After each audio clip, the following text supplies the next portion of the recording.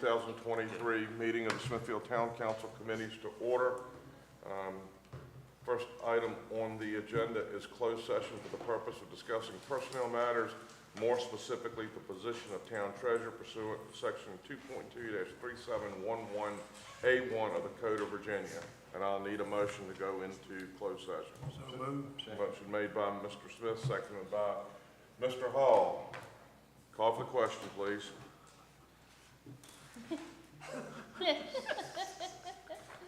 It's 3 o'clock. Vice Mayor Butler? Yes. Mr. Brooks? Yes.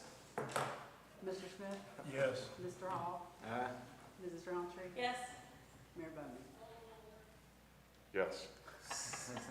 Okay, we'll be in closed session to discuss the item very, very short period of time. We're good to go? Yes, Yeah? sir. Okay. Right down the hall. You need a hand? No, I've got it. I'm good. I'm really good. Can I leave my Mr. iPad Riddick, in here, Charlie? question for you. Yes. Mr. Pack comes in now after this. How does that Just realized. come in and then, okay, She's a make little sure.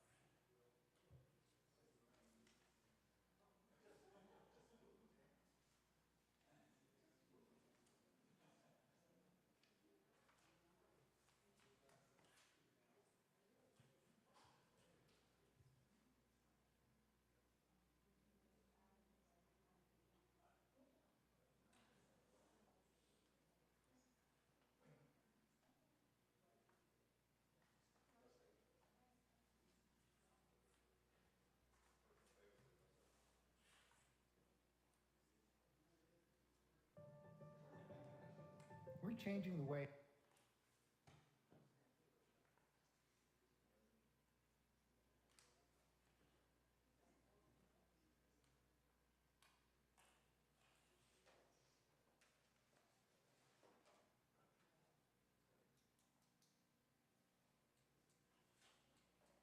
America thinks about fitness. From college campuses to city parks and trails, we're bringing free fitness everywhere, and we're just getting started. Hi, I'm Mitch Managin,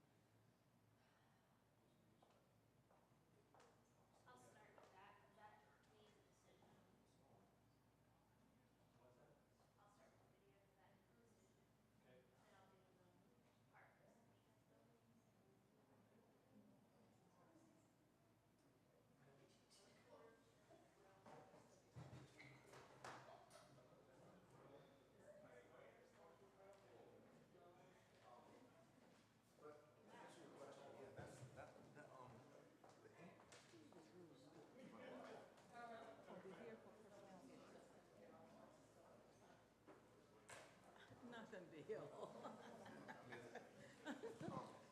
But answer, you answer my question. He can, Thank you. he's sticking his neck out where he ain't gonna get any concession. That's why I'm saying that. Well, Tammy did tell me too that she was also recommending to the planning commission to not. Thank you, sir.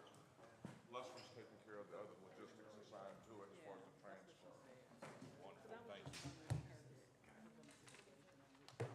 I'd like to call the May 22nd, 2023 meeting of the Smithfield Town Council Committee back to order. Chair will entertain a motion.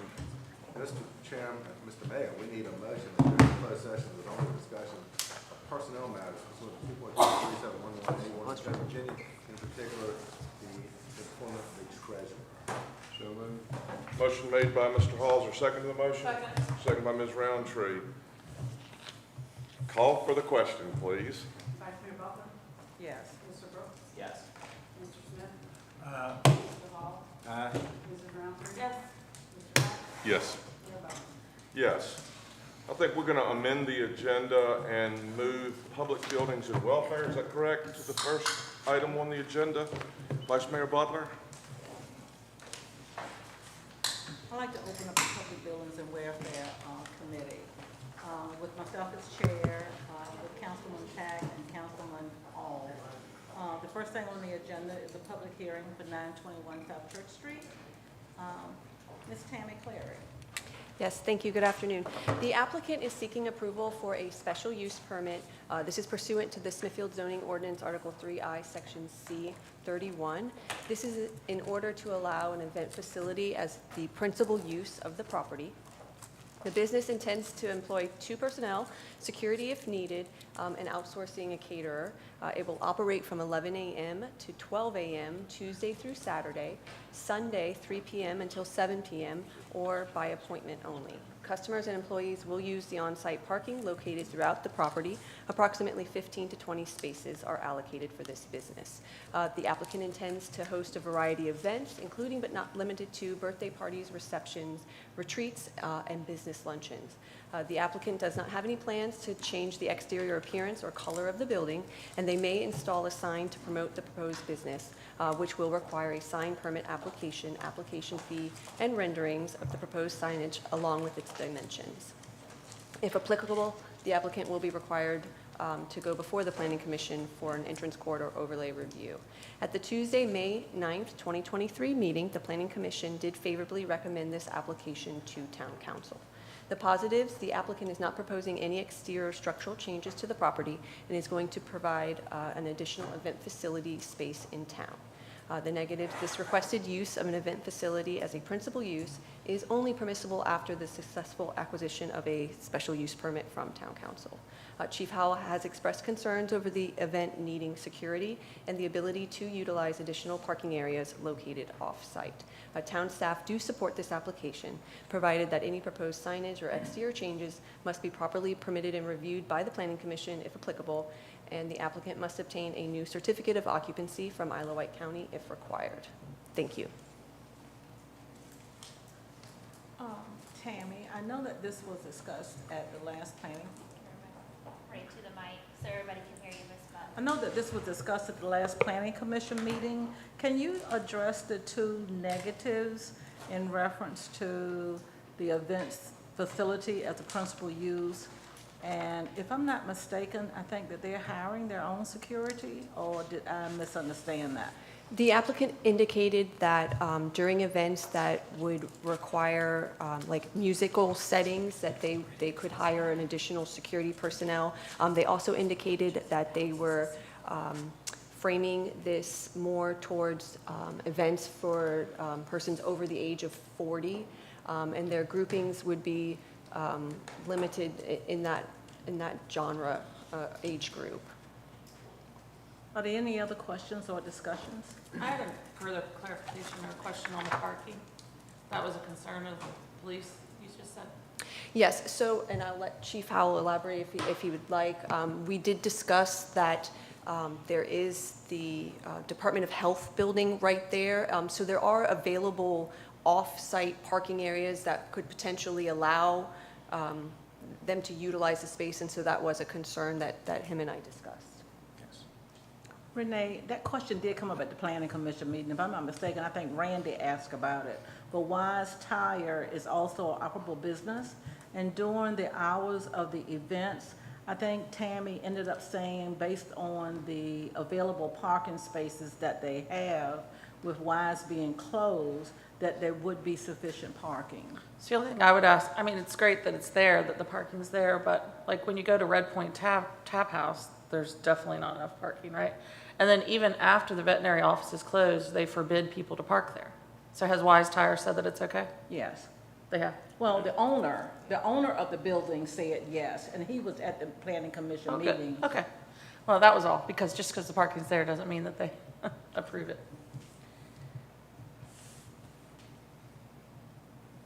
Any Madam more Vice Mayor, one comment? Yes.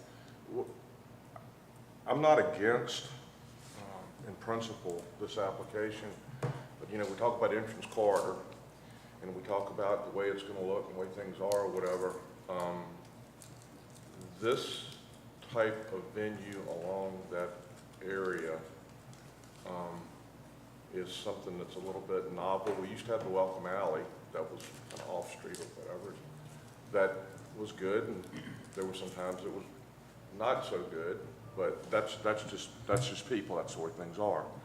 I just would like, if this council does approve this application, that I presume it's Mr. Nogar, is that Mr. That is the owner. The applicant is Miss Patsy. Ms. Watson, I'm sorry, I paid this up. That they understand that the council is entrusting them with ensuring order. I'm not so, back to the parking, Wise can say what they want, and that's fine, I understand that. But, you know, if, I don't know what the status is, and maybe you can help me, Madam Vice Mayor, as far as the health department's concerned, but, you know, those parking lots, if they're not left in the condition upon which they should have been left in, I think we're gonna have some issues from a law enforcement perspective. So I don't like to use the term short leash, but at the same time, we'll be keeping a close eye on this scenario to ensure that law and order are maintained. And I would ask Chief Howell if he would certainly, if there is a problem, report that problem to the council. Yes, sir. To code to the town staff. I always believe in giving everybody a shot, but at the same time, if this should get out of hand, I want to make sure that we will handle the matter. Thank you. Councilman Pack, were you getting ready to say something? Yes, I was just going to try and explain a little bit to some of council. My concern with parking was addressed by Ms. Clary. The event center can hold up to, I believe it was 40 people. And I asked Ms. Clary to what our zoning requirements were with reference to parking. And I can't quote them, but they were adequate. So there's adequate parking on site to meet our zoning requirements. There were no special parking waivers required for this.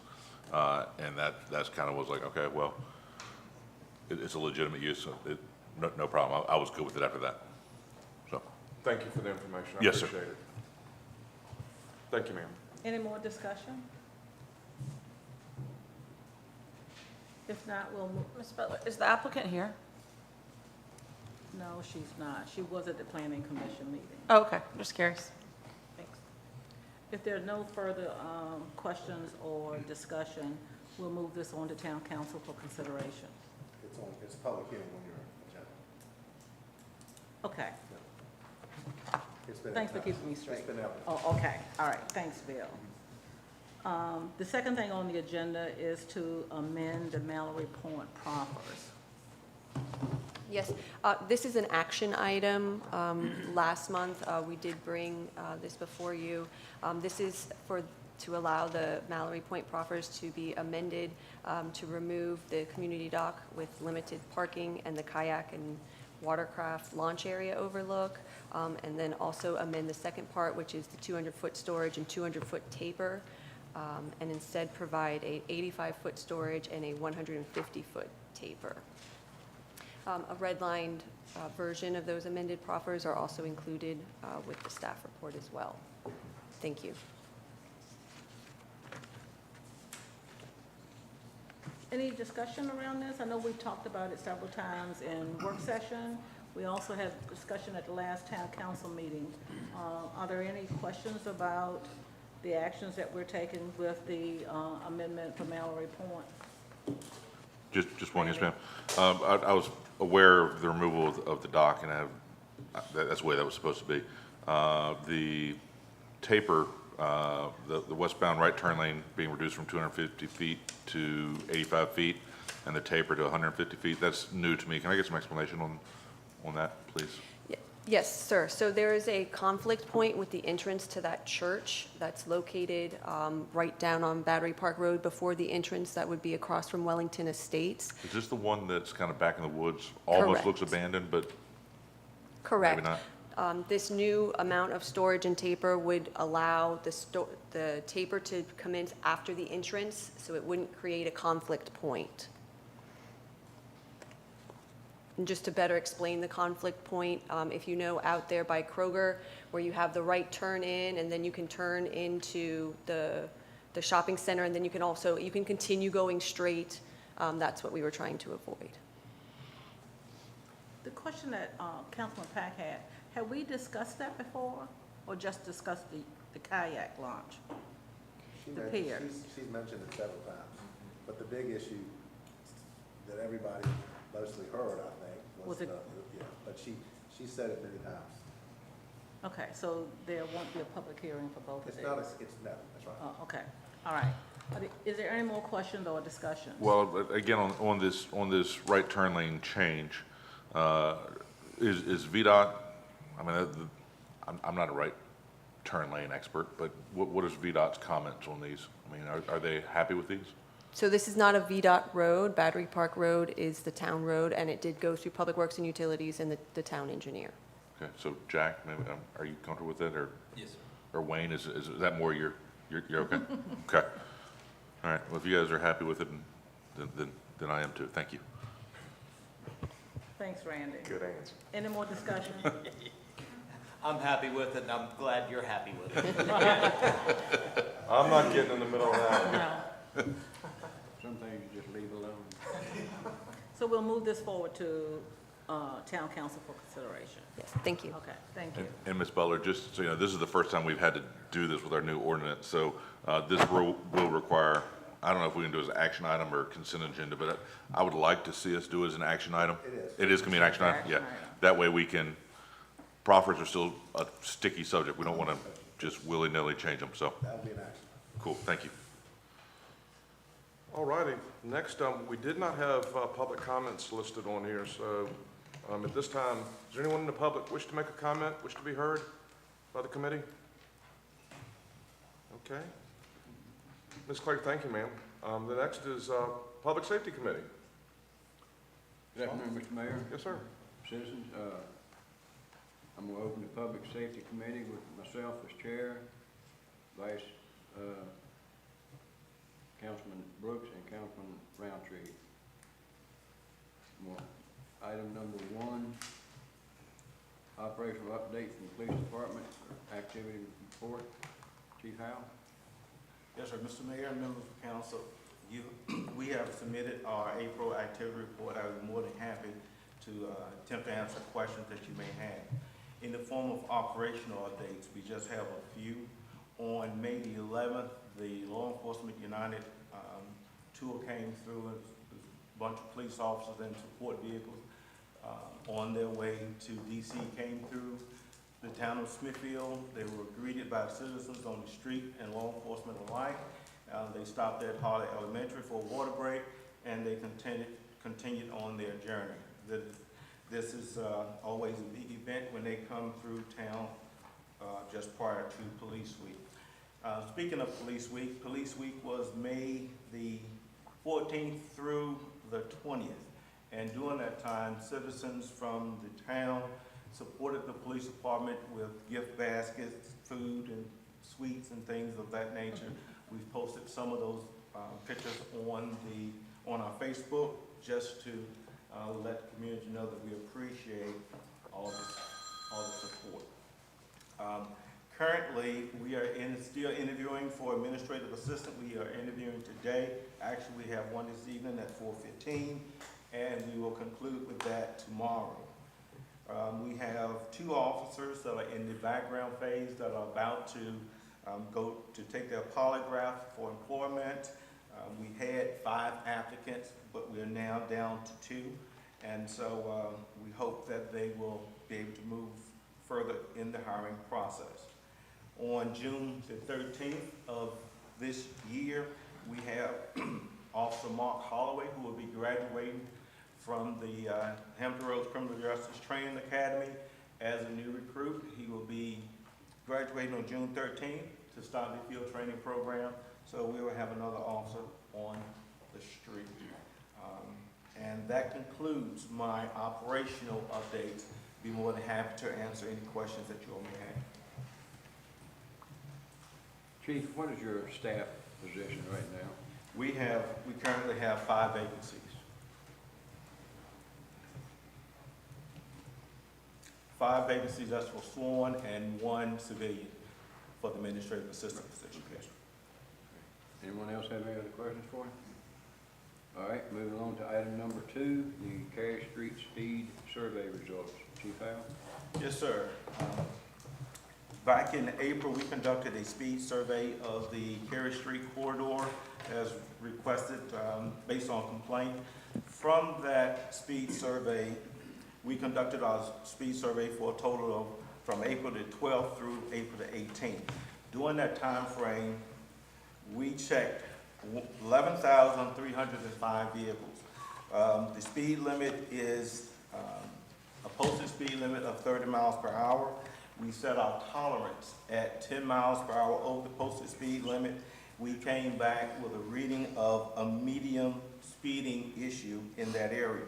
What that means is that approximately 1,335 people were above that posted speed limit of above that tolerance. So it gives us a percentage of 12%, which is medium. However, the 85th percentile is at 39 miles per hour. That is the basis. I guess that is the industry standard that measures what a speed limit should be. So as a result, Councilman Hall and Wayne Griffin and myself, we got together. We went out and looked at the area, and we decided to have the engineers to do a survey as well. In your packets was a proposal for that survey. They would do a speed survey to confirm the numbers that we have gotten, and also taking a look at to see whether or not the distance is appropriate for a step down from 45 down to a 25. So they are looking at that and also conducting a speed survey if the town agrees to accept the proposal. Does anyone have any questions of the chief? Mr. Hall, I'm just trying to pull up that document. So how much is the speed study? The speed study will be $7,150. Okay.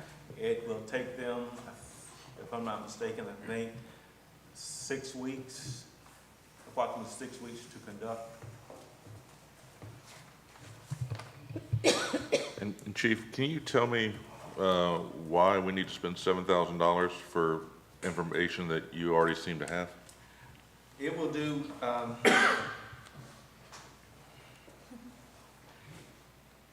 the engineers, this is what they do. They look at it more in depth than what we do. We put our equipment up and it gives us the number, and then we present the data.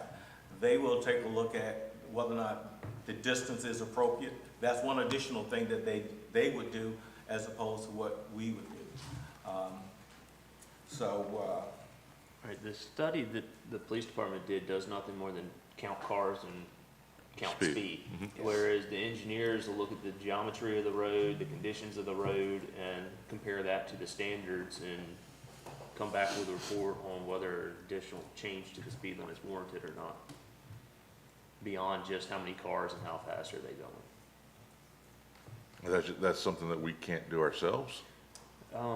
We could, I don't know that we could do it to that level. Does it have to be done to that level? Because we already know that the speeding is a medium problem. Mr. Packer, if I may respond to that.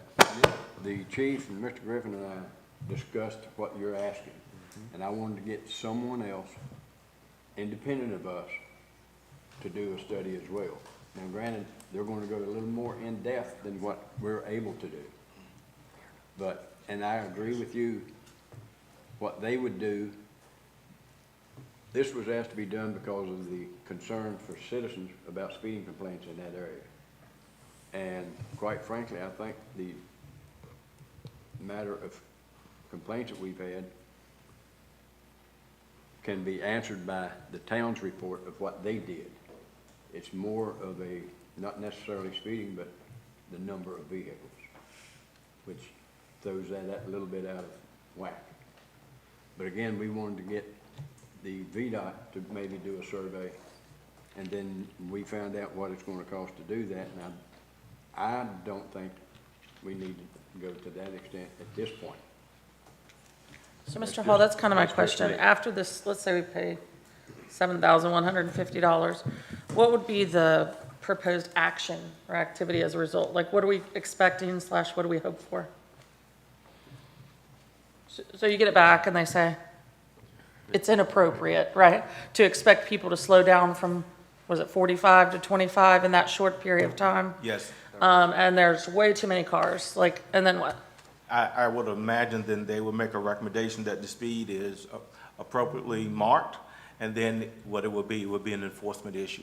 Because what we did not do, because we were talking about having the civil engineers to take a look at it, we did not do phase 2 and 3 of our normal traffic enforcement plan, which we did the evaluation. We did not do the education piece, nor did we do the enforcement piece, because we did not want to skew the numbers.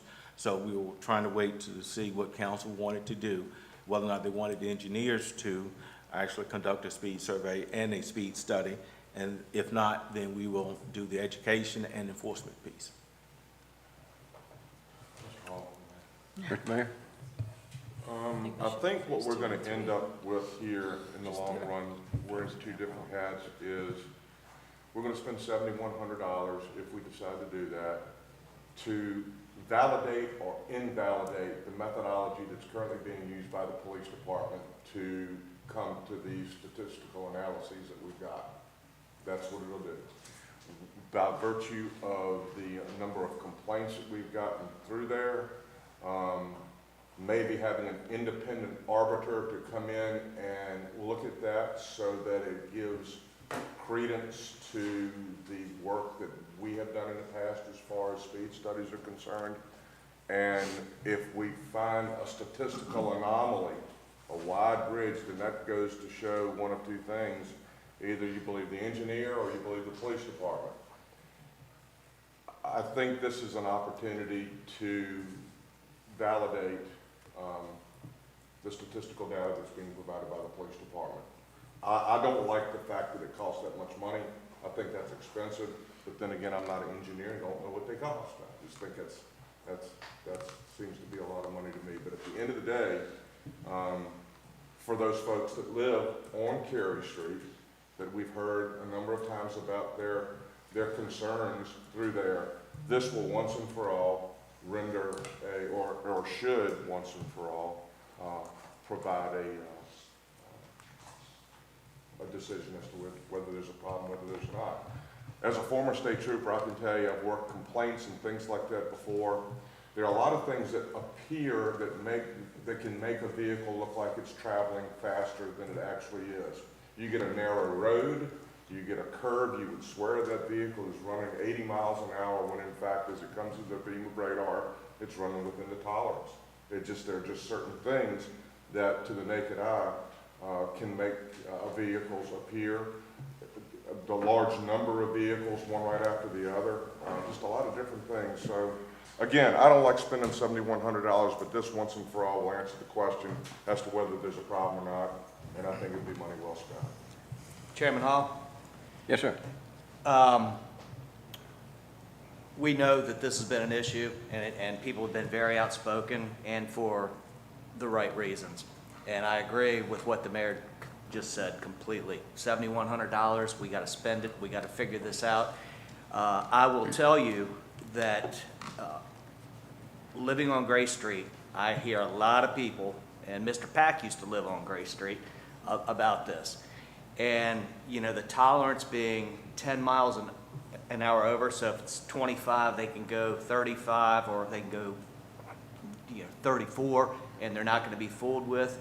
In a very narrow street, just like the mayor said, it appears that it is. But we have no real front yards there, and Cary's the same way. You have on-street parking right there. And, I was looking at all the statistics. I looked at them yesterday, I looked at them again this morning. I do agree that we really need to dig into this and try to figure out where we're gonna go with it, because the problem's not gonna go away, especially with new developments all around the county coming in. This is only gonna get worse, so we've got to address it. Thank you, Mr. Hall. Sure. If I may, one other thing, but I don't disagree with you at all, Mr. Brooks. And I think that our police department has shown there's a problem. One thing that I find that we do as a government is we study things to death. We got citizens complaining about it. We got a police department that's recorded it as a medium safety hazard. Let's just fix it. Let's stop studying and fix the problem. Because you're right, 35 miles an hour on Gray Street, I bet the car looks like it's screaming. And if that's within the tolerance, which I always thought was 9, you're mine, 8, you're great, isn't that what it is, right? It used to be. Yeah, and that what it is. Well, 9 miles an hour on Gray Street or Cary Street, 39 miles an hour, you're flying, man. I mean, it's too fast. And if we know that's the issue, why don't we just fix it instead of paying engineers another $7,000 in our budget really is a drop in the bucket. The price isn't really that much. It's a concept to me. We know we got an issue. The police department says we have an issue. The folks on the road say we got an issue. I mean, what are we going to do when the engineers come back and they go, oh, you know what, guys? There's no problem. Everything's fine. So then we take our $7,000 study to the resident and go, look, Kimley Horn says we're fine. And everybody continues to scream, and we hide behind this piece of paper. I just say we just fix it. They've been screaming about the issue. We all agree there's an issue. The police department says there's an issue. Let's not spend $7,000 to fix the issue we know we have. Mr. Riddick. And you're not wrong, except the problem is that is effectively a state-maintained road once again. And we've been through this for years and years and years because we tried to deal with the whole issue. And the concern is that you're coming from 55 to 45 to 30, and the question is, where do you change the zones? And that's something that he doesn't want to pick that spot, because that's not within his wheelhouse. He can go out there and say arbitrarily, this is where this zone needs to start, and this is where this one needs to start. And you guys can approve that, but it's just pulling it out of the air. Am I right? Yes, sir. Okay, I think that's the problem. There's no question there's a speeding issue there, and we've been dealing with this for years. Where do you put it, and what's fair and equitable? And what I mean by that is what's tolerable within VDOT standards about how far you should be expected to have to slow down from one zone to the other. And they got rules about that, none of which I know, or the chief knows, or anybody else knows. And maybe VDOT could tell you that, but I don't think they will. Is that right? Probably right. Yes, sir. Okay, so you're not wrong. It is a problem, and it needs to get fixed. The question is, where do you stick the signs? And where do you stick the signs that meet reasonably acceptable data points that you can, that make it not a speed trap? Because nobody hates anything worse than a speed trap. And because after a while, if you create a speed trap, after a while the judges he can write tickets all day long, and eventually the judges will go, I'm not finding you guilty anymore. Because there are those, gosh, I'm trying to remember where one y'all would think about, but there are speed traps. Going into Iowa on Route 620, there's a speed trap right there. Judges won't write tickets anymore because it's a speed trap. So you don't want to create that scenario. And so if you can pick a place, that's great. But who's going to pick the place? And I think that's what Now, I think $7,000 is ridiculous, but somebody's gotta tell you where to put the sign. So that's my follow-up question, Mr. Hall. Is it possible to have them look at, perhaps it's picking at nits because it's only $7,150, but it still is money, right? Is it possible to not do the speed study and just have them look at those distances for less money? Mr. Griffin, I think that's a question we need to run to you. Yeah, they could probably look at the distances that would be required in that particular area.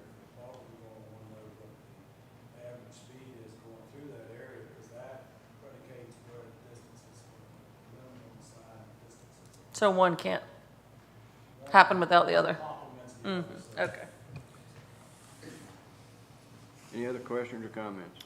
One last comment, and I know the mayor wants to move these meetings along.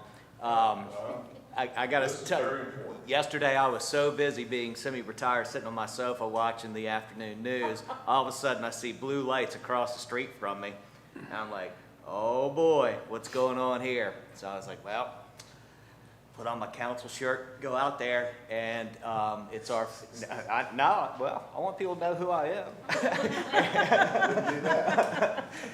And I was like, You'll learn. hey, and I see somebody putting up a speed study on the pole, and I've got my neighbors back there, I see them on the pole right across the street, and I know the officer, and I said, officer, I know you're trying to work, but I'm still gonna talk to you, what's going on? He's like, well, we gotta do another speed study here. I said, well, thank you for what you're doing.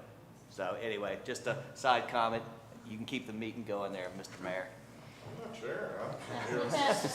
Mr. Mayor, I would like to make a recommendation that we continue this, let the chief and Wayne Griffin and I get together and get with VDOT and see what it would entail, and then to adopting or justifying where the areas would be to make a speed zone change. That's your prerogative as chair of the committee?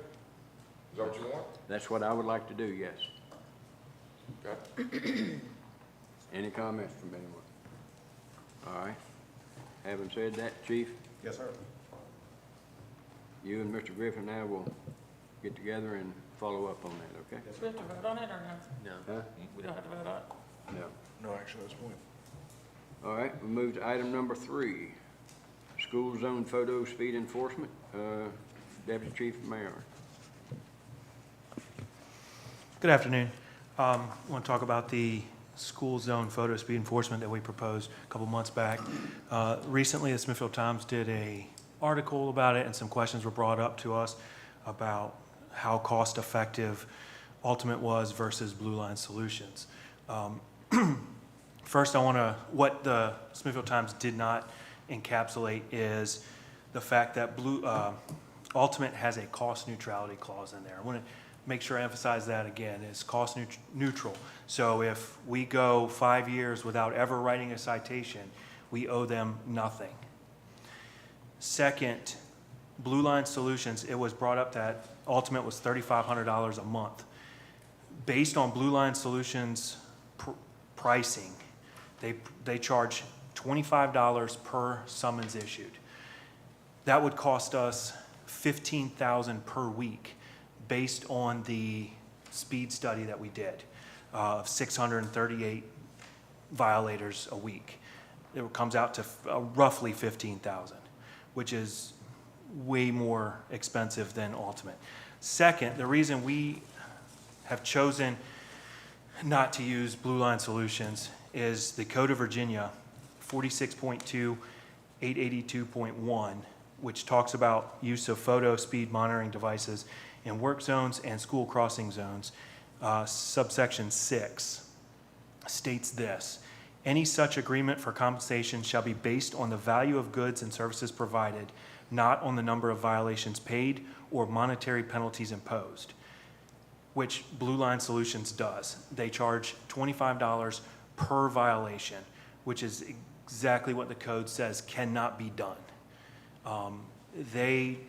When we brought that up to them in the presentation they gave, they tried to argue with us a little bit about it and said they would get an opinion from the Attorney General, which they never did, saying that they call it an administrative fee, is their $25 per summons. But to us, the code strictly says that that cannot be done, which is why we ultimately went with Ultimate because they charge $3,500 a month based on the rental of the camera and maintenance for the camera system, which is more in line with the code.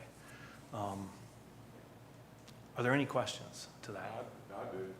Mayor? Number one, I'm very much concerned to ensure that what we're doing here deals with the safety component and not monetary. Number one, to me, that's first and foremost from a highway safety perspective. The other thing is, I'm not sure, when this was brought to me, I mean, I know they've been writing speeding tickets and things up in Northern Virginia on certain parkways and things like that using this type of technology for many, many years. But when you came to me, maybe I haven't kept up with things, but this is the first I've heard of school zones actually doing this. How long, and I see the representatives here, but how long have they been in business, and is this tried and tested by the court systems in the Commonwealth of Virginia, and have there been any problems? So I'll Sure. let her Really, speak to it. Whoever you want to come up is fine. But the code has been in place since 2020. That's when the code first came into existence, where the state allowed us to use photo speed monitoring devices, but only in school zones and work zones. Okay, so 2020 it came into existence, so knowing the way things work, it takes a while for these things to get ramped up. When was the first, do you know, if you know, if not, she's here, when was the first one put into operation, and have there been any problems with any of the other ones from the court system's perspective that's generated negativity as far as this law is concerned? Sure. Okay, can you come up? You got to come up to the mic.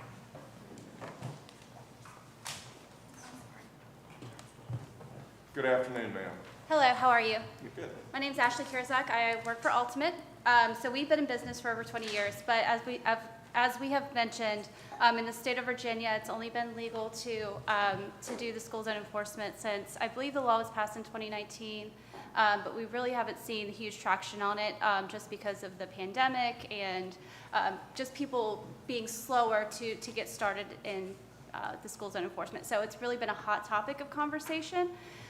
So we are currently working with the city of Suffolk, and we're putting school zone enforcement cameras, school bus stop arm cameras in place now.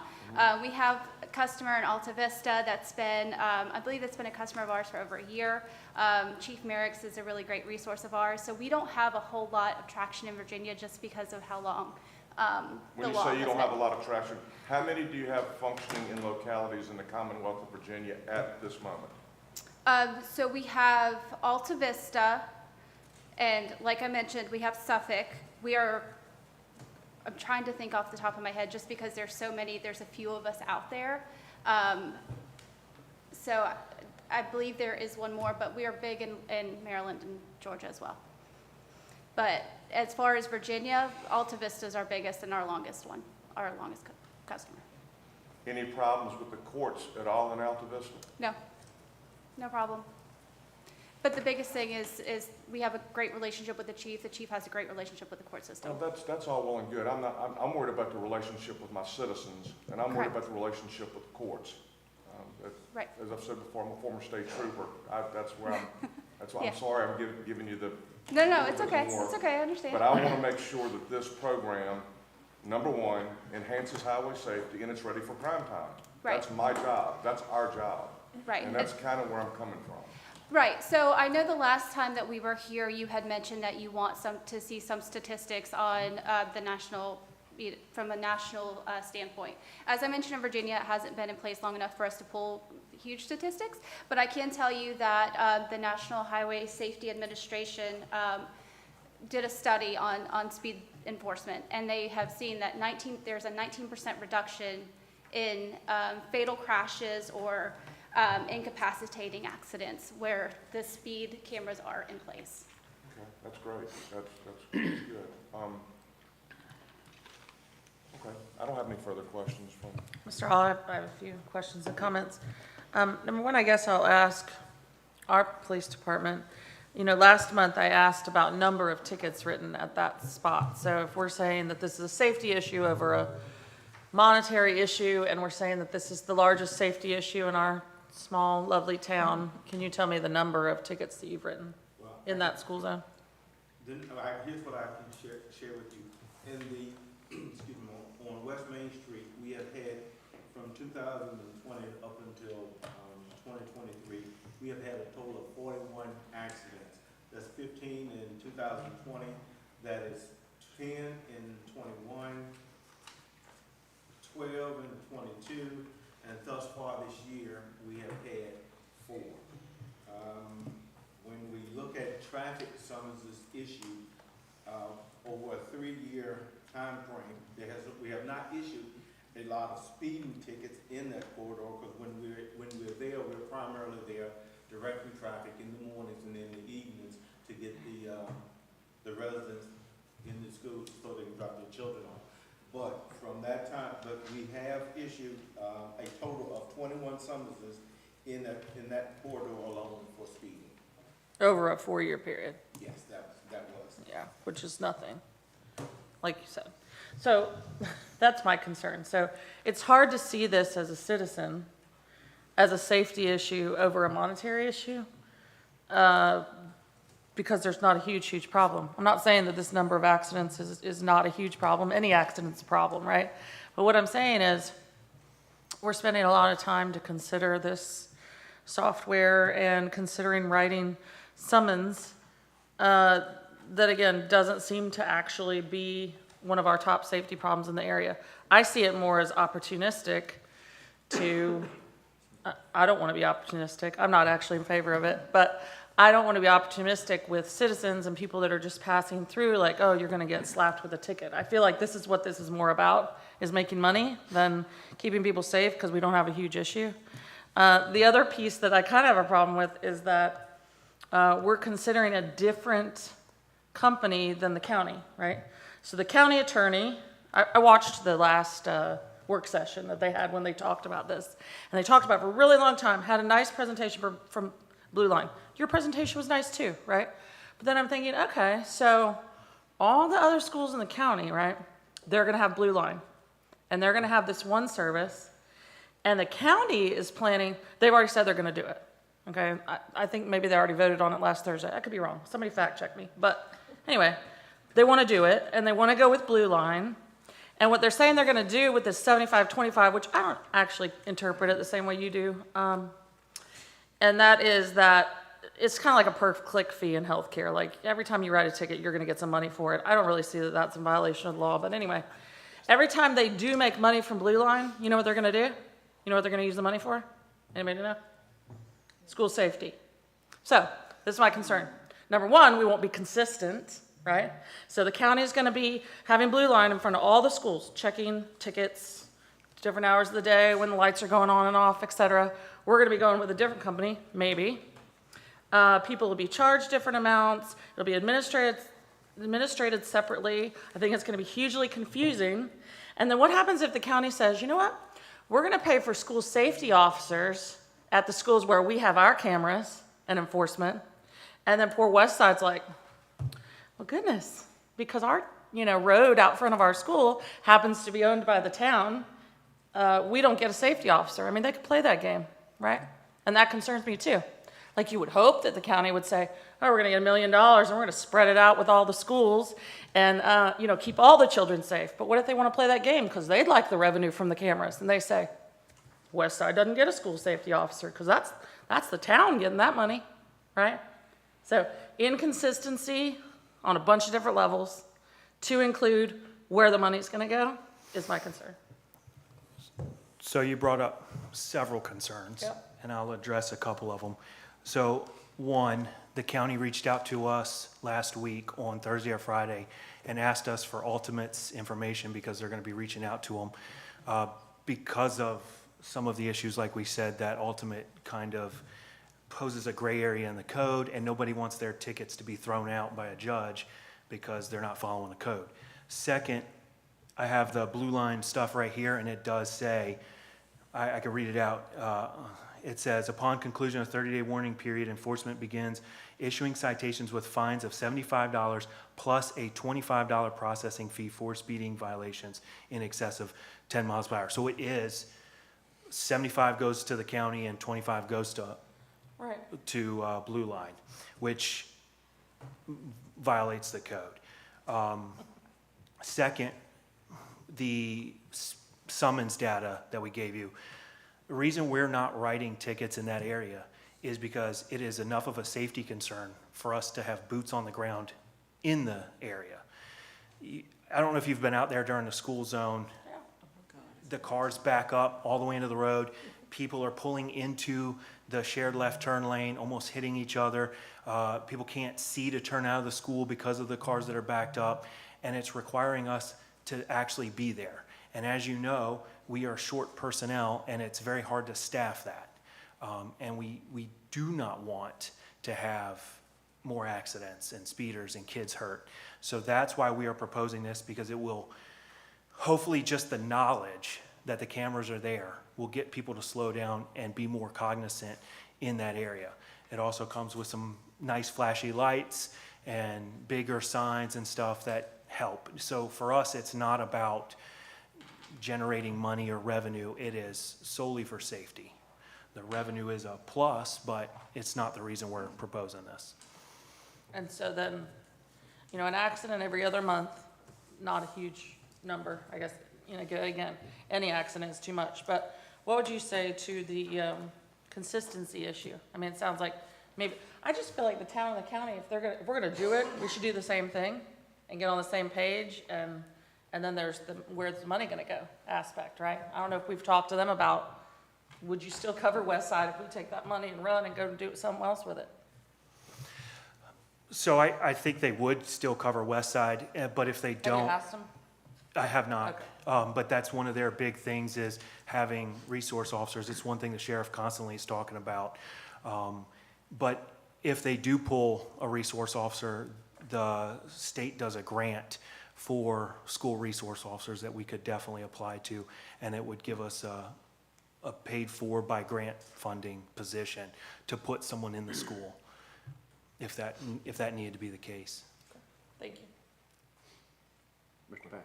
Deputy Chief Meyer, Yes, sir. you mentioned that you had feet on the ground in front of the school system. So if this system were to go in place, would you still be a need for feet on the ground, or do you think the system will replace it? We hope that the system would replace it. We still need the school to help us out with their traffic pattern a little bit, because obviously the backup isn't going to be solved by the cameras. But once that backup's removed, we think the problem is going to be, speeding's going to pick up double what they found in their speed survey, because Blue Line did a speed survey for us as well when there wasn't a backup, and it was, where theirs was 635, Blue Line's was over 1,000. So we don't want, with the school changing their traffic pattern, we've already spoken with them, they're talking about doing that. It will open up to more speeding than what is already going on, and we want to limit that. Any other questions? I just have an observation, Renee, I'm glad you brought that up, because I actually made a call to Chief Howell after reading the article in the newspaper, and my concern was, you know, here we're going with one company, the county is absorbing in costs for the rest of the schools, and I guess we're in a unique situation from the standpoint of we really don't have any input into Westside Elementary. The county does that, and to me it makes sense with the observation that you pulled up, what are they going to do with the extra funds, and school safety seems to be an issue now, and they could use the school resource officers relieving us of any feet on the ground during that period. So I think it's something that we need to investigate a little bit further, and we definitely need to have a conversation with the county. One further question, I guess my question I've got is, was there a request for proposal or any bid put out or anything from a competitive perspective to give both both entities the opportunity to bid on it, and then also in the light of day, have a document that shows who's gonna do what, and we'd all have a clear understanding of Blue Line's doing this, Ultimate's doing this, or whatever, so that, from a legal perspective, and Mr. Riddick, if you could comment, it just seems to me that something such as this should be done from a competitive bid perspective for services. Maybe I'm wrong. Sounds like they did. So we did not put out a bid. We spoke with 4 total companies who came in, gave us presentations, gave us contract pricing and everything. One of them never, well, I say we called 4. Only 3 ever called us back and wanted to do business with us. One of them, which was Vera Mobility, got to talking with us. They were the ones we were going to bring to you initially, but then they stopped dealing with us. The way it was put to us was we are small potatoes, and they're more dealing with larger cities like Richmond and stuff like that, and they're wasting time by dealing with us. So we stopped speaking with them. The other 2 that was Blue Line Solutions and Ultimate. And so after looking at all 4 companies, we feel that Ultimate's the best one for us. Okay. As long as you're feeling, in all due respect, as long as you're feeling that they're the best for you, passes the legal smell test, I don't have a problem, but. I'll have to talk to him about that. Maybe it'd be appropriate if I call the county attorney and ask them, because Officer Myers said that they reached out to him with respect to the fee issue. That seems, on his face, that seems pretty valid to me. I mean, if you're charging, if the code says you're not supposed to charge on a volume basis, and yet they're charging on a volume basis, that seems to me to be a problem. I think, going back to Ms. Roundtree, I don't want to throw cold water on it, but the bottom line is we're dealing with a public school system. We're dealing with, something in my gut says we need to try to be consistent if we can, but I don't want to take anything away from another company that's trying to do business here. But still, I just think, and even from the court's perspective, I would think there needs to be some consistency in application, and so that the judge doesn't have to, if it's contested, look at 2 different systems. Maybe I'm overblowing it or whatever, but I don't think so. So I can't remember, Mayor Bowman, and maybe the person from Ultimate can help, the amount of the ticket. They vary, right? No? You can set the fine, the maximum fine is $100, if I'm not mistaken, but you can set it anywhere from $1 to $100. So again, that's gonna be a problem, right? So you speed in front of one school, you get charged 100, and you speed in front of another, it's 85.99 or whatever. We're having a sale, right? I don't know. I just think we should, I would love Mr. Riddick at the, maybe you can request it as the committee chair, Mr. Hall. Have you talked to him? I've got a couple of things I'd like to say. Great, okay. Now that I can get a word in. I have a couple concerns. One, I know that you're doing it in Suffolk because I saw on Facebook and in the news media about speed traps in Suffolk. We don't want that here in this place. That's one thing. Another thing, I understand that the county wants to come with us on this. They're going to use Blue Line, which according to you, under 462882.1, it's unlawful. So why don't we get with the county and see what they want to do, and then let's just table this for further discussion to see if the county does in fact want to go with us, because it is a necessary evil in front of Westside Elementary, because I've seen not only police officers, but school employees out there standing in traffic with yellow vest, orange vest on, directing traffic. That's an issue. That's a safety issue, and we need to address that first. So my suggestion is we get with the county, see what they want to do, what their final decision is, and then we can come back to the drawing board and make another final decision. Yeah, and to that, if we would, I'd really want the town attorney to be intimately involved in finding out what's going on with this. Because at the end of the day, sir, it has some legal It does indeed, and that's, my next suggestion was to have Mr. Riddick get with Mr. Jones in the county. Thank you. And touch on that. So we will table this until the next committee meeting. Does that seem agreeable to everyone? Perfect. Yes, sir. Okay. Thank you, Deputy Chief. All right, moving to item number 4. Smithfield Volunteer Fire Department Training Facility. Mr. Stallions. Yes, sir. Not long after I started with the town, the fire department approached me about the possibility of working with them to help facilitate a more permanent training facility for them. As you know now, they're using the vacant lot next door to the fire station to do most of their truck classes, which pull people from all across the eastern United States. So once we started talking, we're looking at the, I can't see your sign, sorry. At the Cary Street location where we've got our public works facility, and we identified a portion of the property that we don't have any immediate or in the relative long-term needs for. So in your packet is a survey of the property we own at Cary Street and a rough idea of what they are thinking about, and this is just conceptual at this point in time to see if there's a consensus for us to move forward. We've got representatives from the fire department here that can help answer any questions, but this would allow them to move those Connex boxes that are currently there at the VDOT lot, which they have a conditional permit to be using temporarily. It would help move that out of sight and give them somewhere where they could more permanently set up a training facility that would better suit them and their classes. I have a couple of questions real quick. Yes, sir. Who owns the property adjacent to the fire department that we're using anyway? VDOT. Okay. The property that out at Public Works, is that big enough to handle and accommodate all the equipment that I know the fire department needs to use to do their training? Yes, sir, and we work with Public Works, and we feel comfortable that the area we're looking at would be sufficient for their use and it would not impact our use of the property. And it belongs to the town of Smithfield Yeah. already? Yes, So we sir. don't have to buy anything? No, sir.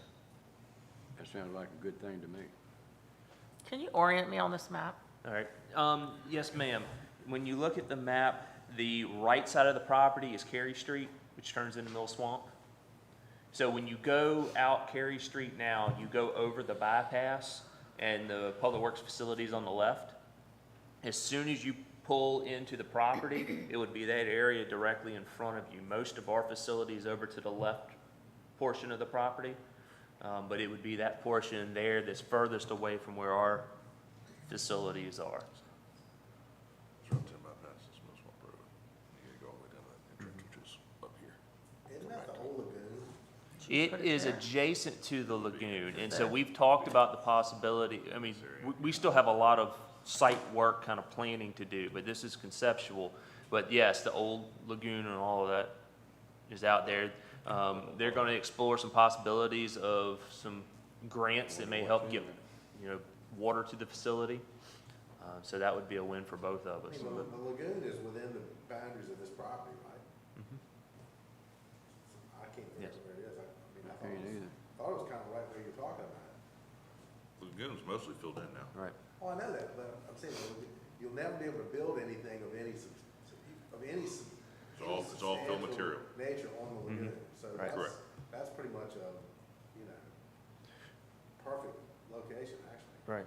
And so if it's council's in agreements and concept, then, we'll move forward with more of the planning and have something more concrete, but we didn't want to go too far and have them invest too much into this without a general consensus that it's a exploration you want to. So how about the infrastructure? Does the volunteer department have money to pay for running the water and putting a bathroom or whatever? All of the infrastructure would be on the fire department. They have the ability to apply for training grants and things of that nature that would help them with that. Okay. Deputy Chief, can I bring you up here? That Deputy Chief. Yeah. Jeff, what's sir. your thoughts on this location of what, and I know you're very familiar with it because you do a lot of the training, most of the training over there. Well, me and Assistant Chief Kepke, Jason Kepke, he's the training officer. we talked to the fire chief and the other assistant chief. We think this would be a good spot. It'd be out of the public's eye. And we can do our work and train our men for the future instead of having it behind the fire station.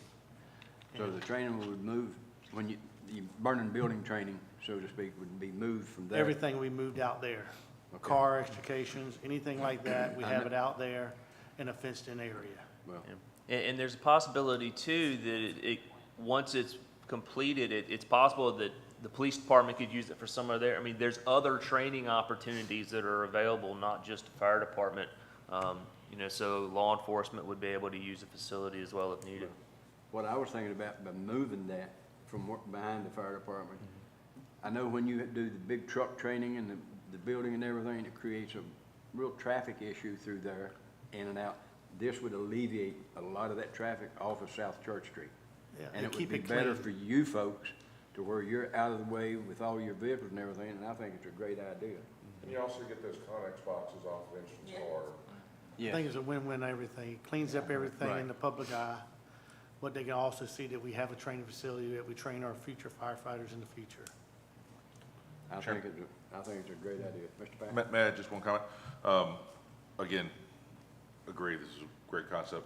Because we don't know what the future holds, can we, whatever agreement we enter into, can we put a clause that says future council, if they want the land back, because this is a county department, that there is a mechanism for which Yes. the land is returned? to Right, the we town? would not necessarily sell them the land or give them the land, we would give them rights to. Sure. Training Un- rights. Understood, But- understood, just. But yes, and that's the desire of If the. public work needs to get bigger, and that's where we Right. decide we want to grow, you know, that we have the Yes. ability to acquire, if that's the desire of a future council. And that's a conversation I've had with the fire department, and that's their desire as well, that if anything ever happened, it would come back to the town, Cool. It'll be a license agreement. so. Okay, all right, well, we'll proceed with plans, and again, you guys will see this again before anything Okay. Good further job. happens Thank with you. it other than Can we put planning. out a nice press release or something about how we care about training and safety and making this state-of-the-art facility available, something like that? I mean, I just say that because I know volunteerism, you know, is declining in the US. And so the way I understand that you get people to volunteer, which we desperately need, is by providing them training and education. A lot of times free CEUs and different things. I may be speaking about that term wrong. But my point is just to say, let's get some mileage out of it, right? I mean, we're making an enhancement to something that we offer that's already recognized across the country as elite, you know, and superb. And so I think it speaks to a nice partnership and us being supportive of you all and what the mission is. And again, how we understand people come to volunteer in our town, and we appreciate that. Right. Okay, we can work on something for that. I'll work with Michael with it. Thank you. You're welcome. And I also like the fact that the police department has an area they can go to also, and that's good for the police department. I think it's a great idea all the way around. Thanks for all you do for us. Thank you. Yes. Deputy Chief, you as well. Wasn't trying to leave you out. No, you're fine. Yeah. All right, moving on to item number 5, appropriation of funds from the Department of Criminal Justice Services, ARPA Grant Award. Deputy Chief Meyer. Yes, sir. On May 11th, the police department was granted $119,000 of state ARPA funding from DCJS. We would need, it's a reimbursable grant, so we pay for it first with our money, and then DCJS reimburses us when we submit our payment stuff. So we would need the 119 appropriated. This budget, this grant, the funding priority was reducing gun violence or responding to gun violence, and their listed priorities were cameras of all types and nature and ballistic gear. And so you have in front of you is 5 programs that we submitted to them and were approved to be funded with this grant.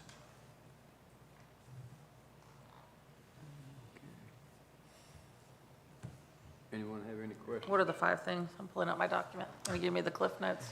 Yes, so the first one is a mobile modular shoot house.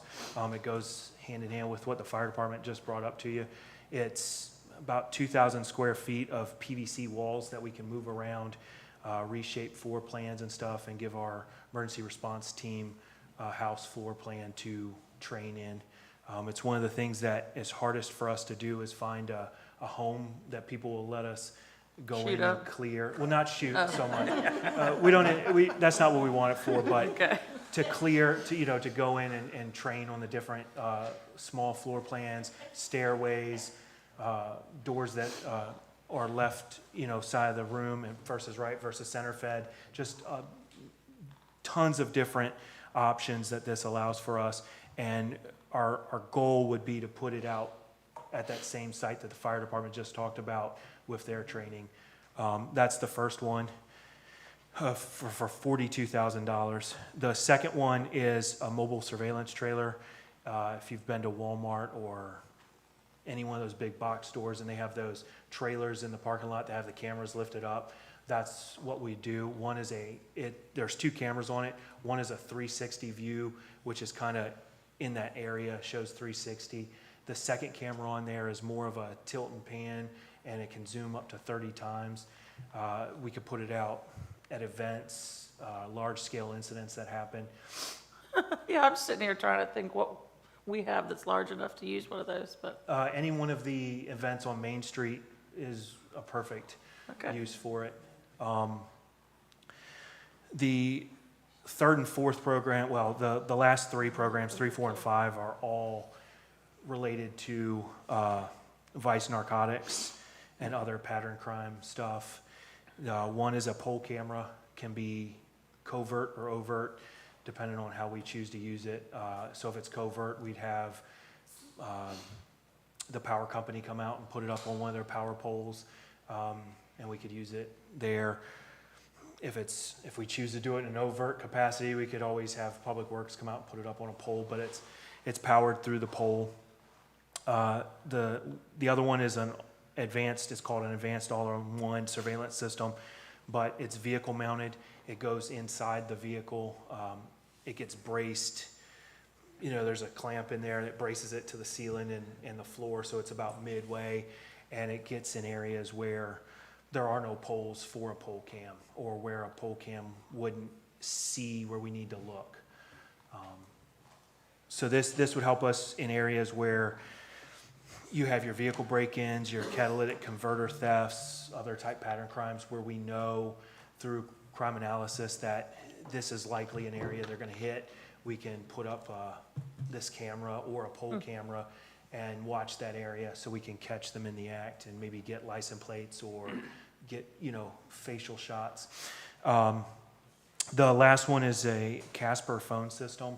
It allows us to put an app on a phone that will allow our undercover confidential informants when they buy drugs or that kind of stuff, they can have the camera on their phone record. It gives us video, audio, and GPS data, but it never shows, when you are recording on your phone, you can see if you tilt it that it is recording. This kind of blocks that out, and they can use the phone normally while the recording's in the background, so nobody will ever know that they're recording. Do we do that? Do you have informants? We do that. Really? I think we've gone far enough as far as describing Really? these methods of surveillance and other things. I Yeah. think the police department know what they need. I'm supportive of it. Smithfield. The 119,000, honestly, that's It's nothing. definitely, I'm sorry,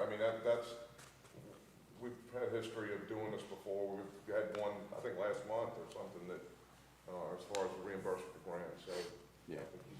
Quick question, Deputy Chief. Yes, sir. On this mobile modular shoot house, Yes, sir. is that where you would do, back in the day, we used to do training and shoot, don't shoot episodes? No, we could definitely do that. We could put, we would use it for clearing, one, simunition rounds, two. So in the simunition rounds, because these are PVC rated, they can use the simunition rounds. So in that instance, if we were to use it like that, yes, you could do shoot, no shoot. We would have someone dressed up in protective gear and stand in there and either be a bad guy or a good guy. Okay. Mr. Hall. Yes, sir, Mr. Hunt. Deputy Myers, I'm not picking on you today, but I got a couple of questions on the first two. Go ahead. Sounds to me like We have a mobile modular shoot house for $42,430.50. Last year, we purchased a $350,000 virtual simulator that could design any type of scenario that the police department could ever want. Why would we need an additional tool that does, it's not virtual, I guess, because this is a real one. I mean, I'm having a tough time understanding items 1 and 2, because number 2, a mobile solar surveillance trailer, we have a mobile command post that does the exact same thing, am I correct?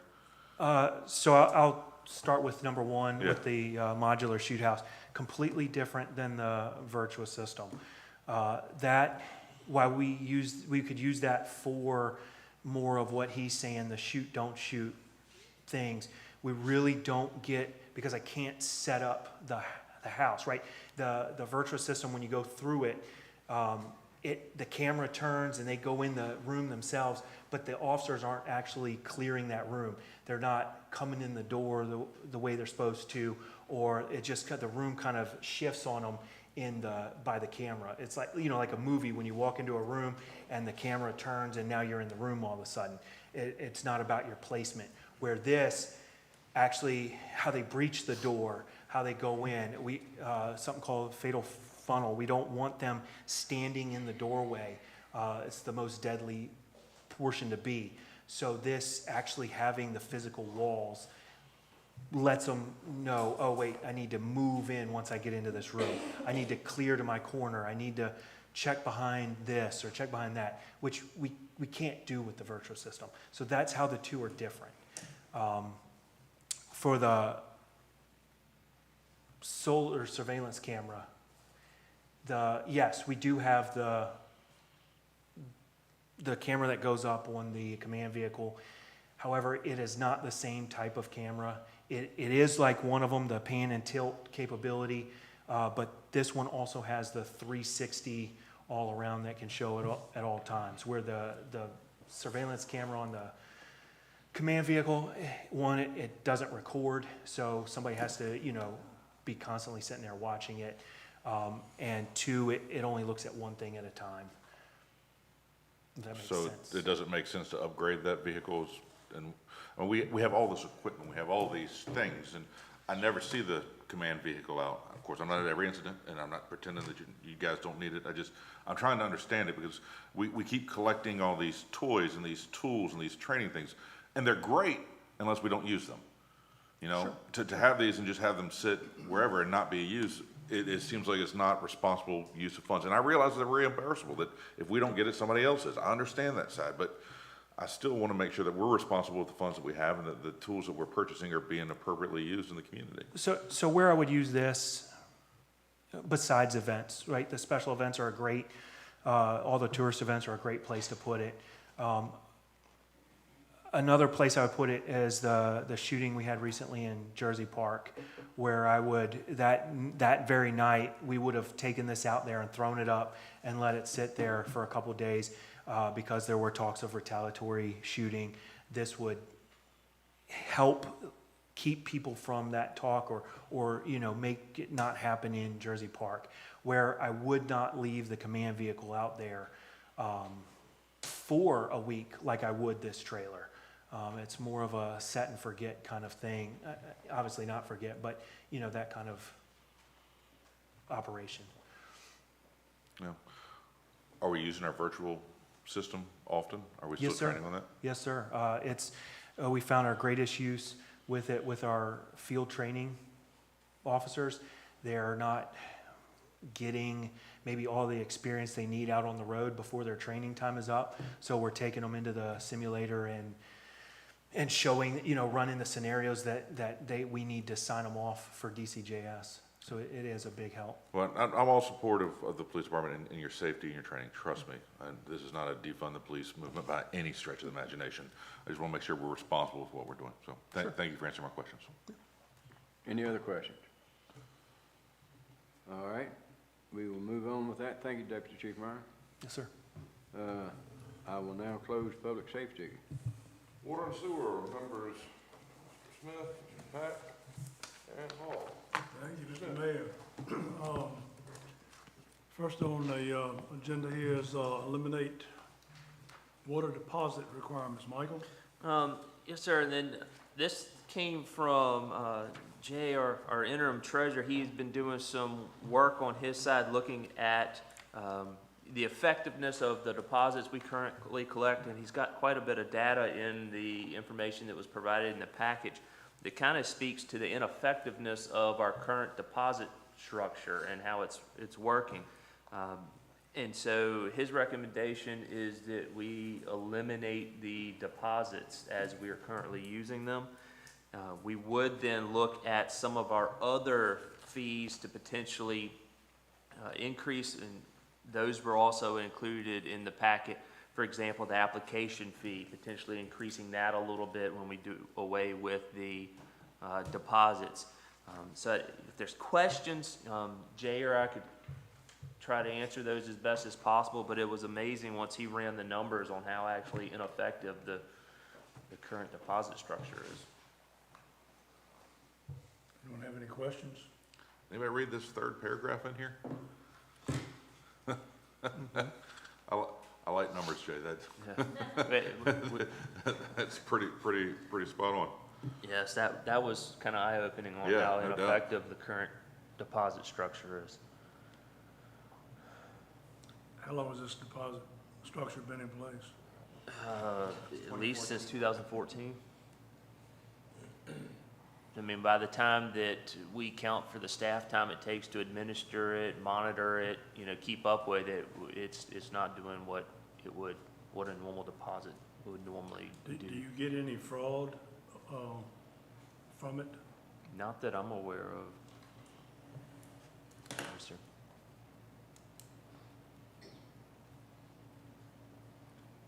The fees that you are proposing, is that something you want to come back to with us?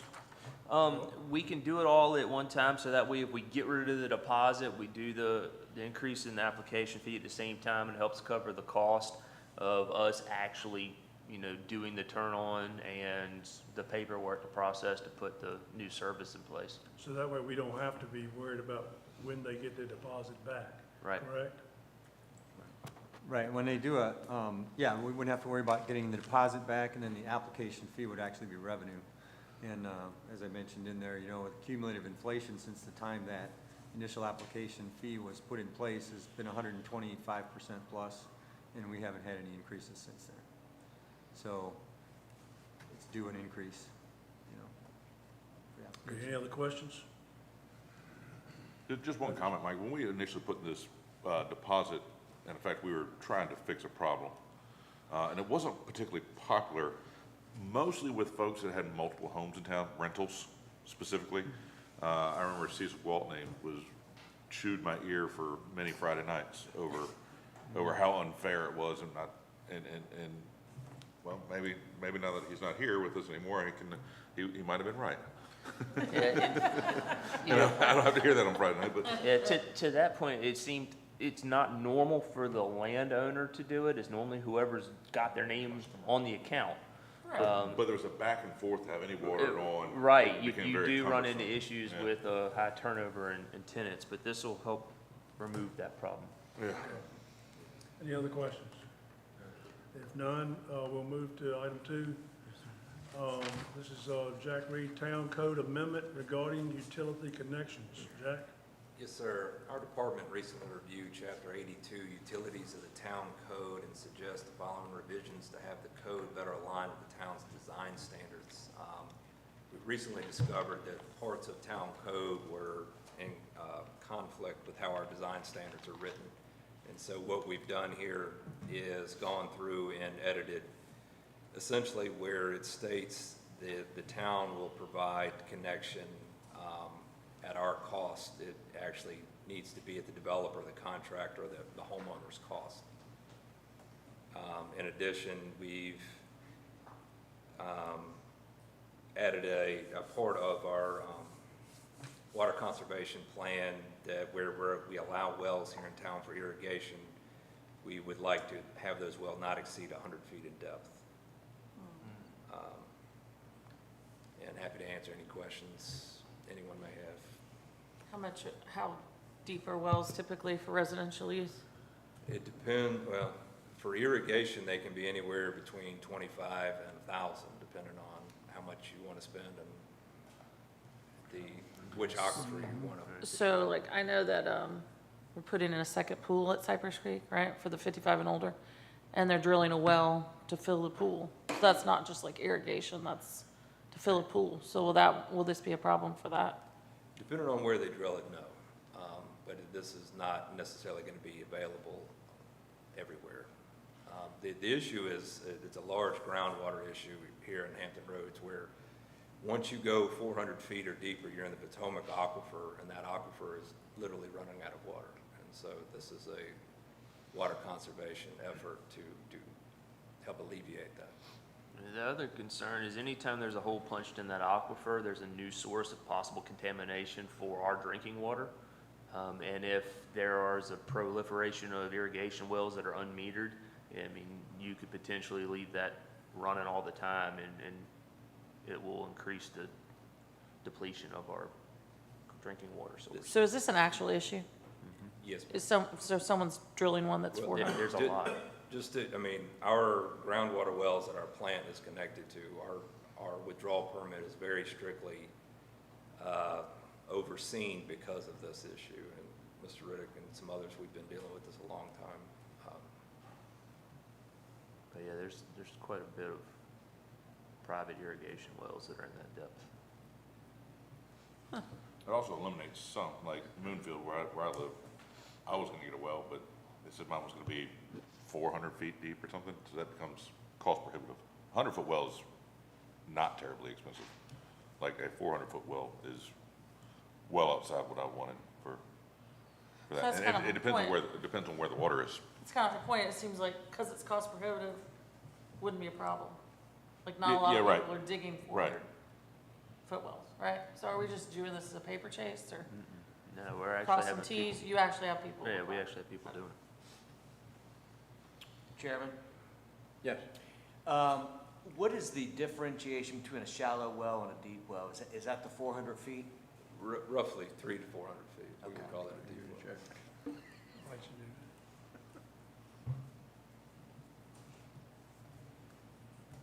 Any other questions?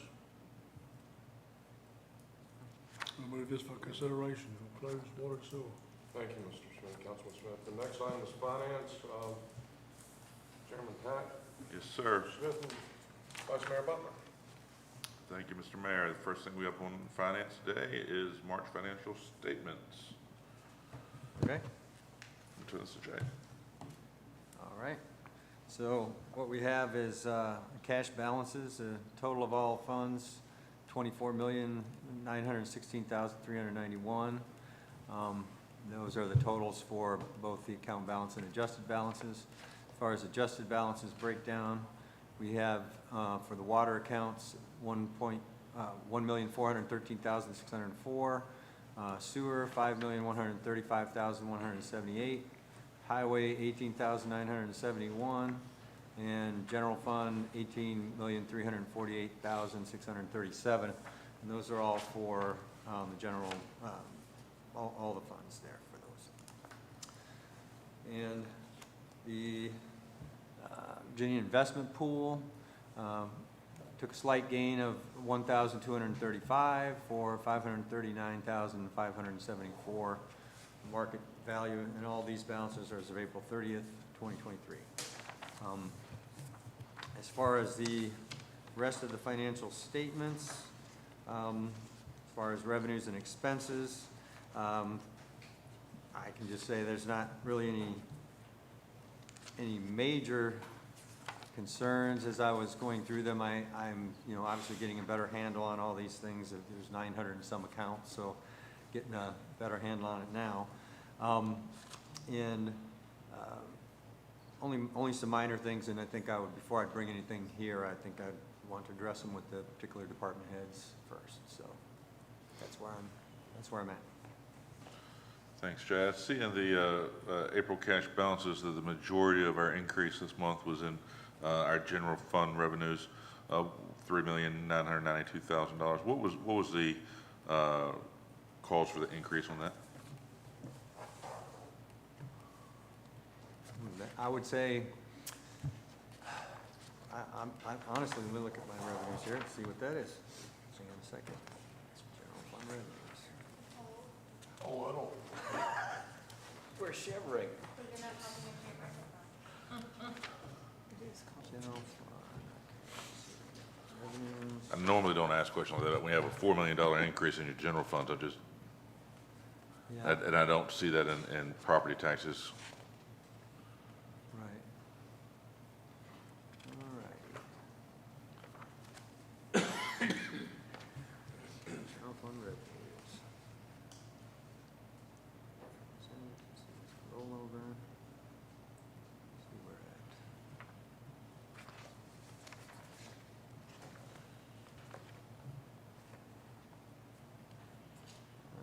Where it's at. Usually people don't ask me why we got more money. Let's see here. Real property taxes, this is from March. Well, oh, these are the cash balances in April. Yes, you have your March Yeah, financial statements. Yeah, I don't have the March financial statements, so that's a good question that I'll have to, since it's not showing up on March, it doesn't help me to look there, does it? Yeah, I don't have that with me, so, you know, we're right now in the process of still working on April as far as reconciling and so on and so forth. I know we've had business licenses have been a big, I think April 15th, business licenses were due. That probably could have been a big part of it. $4 million is a big chunk. Yeah, I don't think. If you could get us the answer to that, I would certainly appreciate it. Yep, I That's, will. that's one that, I'll get you an answer. I'm glad it's not the other way, otherwise we might not be going till we find out. But money coming in, I would like to understand where that's coming from, please. I will definitely get back with you on that. Very good, thank you. Any other questions on either the March financial statements or April cash balances?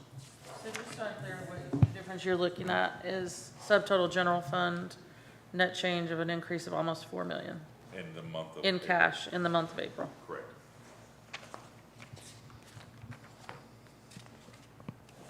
Okay, hearing none. Mr. Stallings, proposed budget. Yes, sir. We are at a place again to discuss the budget. Councilwoman Roundtree had asked that I give a summary that shows the percent change for the various departments, and we did that, and I will go through and try to, some of these are pretty large, and the reason for that is the ARPA funds that were an influx last year that raised the budget amount, and this year they are not in there. We're going to true up at the end of June and do an appropriation in July for all ARPA funds so they're accurate for the year. But for example, the town manager department shows a $190,000 increase. 125 of that is the strategic planning initiatives set aside that will be for council to use as we go to implement our strategic plan, which we're going to discuss again in July. So that way there's some funding available for that if there's programs, initiatives that council wants to consider. Also, we have in there to redo our website at $30,000, so that's the bulk of that increase. And then you'll notice the other significant areas are decreases, and that would be in Parks and Rec as well as Public Works, and both of those are due to the ARPA projects that were in the budget last year that are not in there this year.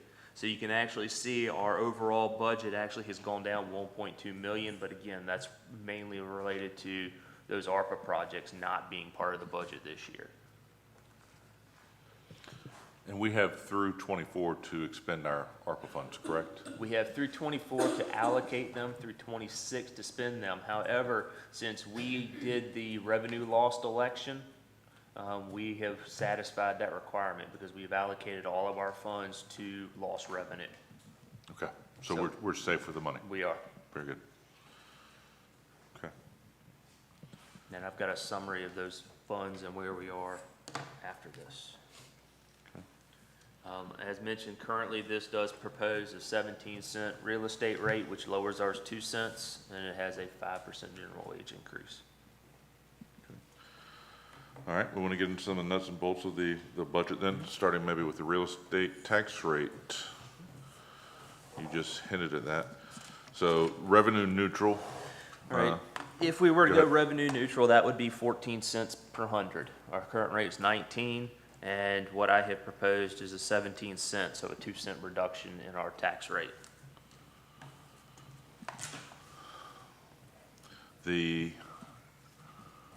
I'm trying to think, the county, when Dick was with us last time, told us that they had gone with a number that was a little bit higher. Right. And then they changed it, they lowered theirs even further than what Dick told us, what they finalized it at. They're at 79? 79 is the number. 71, I think they're going to now. I think it's 71. It was 85, they were gonna go to 75, and I think they ended up at 71. Okay, So they didn't go all the way revenue neutral, but they did Correct. lower theirs some. correct. So we're at 19, budget's written at 17. What's the best you can do on budget? Does budget balance at 16 or 15 or 14? We'd have to start cutting things. And it's a matter of what areas council would like to do that in. I mean, for years, we have not, we have never had fluff, and this just helps us keep up with the cost of everything increasing and the initiatives that council wants us to be pursuing. Ladies and gentlemen, what are your thoughts? Go ahead, Mayor. Mr. Smith had asked some questions about the funding for employee compensation, Yes, sir. and refresh my memory on what those numbers were, and what are you proposing, or where are we on that? The current budget proposes a 5% wage increase. He had asked that I calculate a 6%, 6.2%. 6 would add an additional 37,897. 6.2 would be 44,543. Thank you. Do you have the 5.8? The 5.8, I can pull it up, it was in the $29,000 range. Okay. And which one did you put in? 5% is what's in the budget. And that seems to be in, the surrounding localities around us are anywhere between 5 and 7.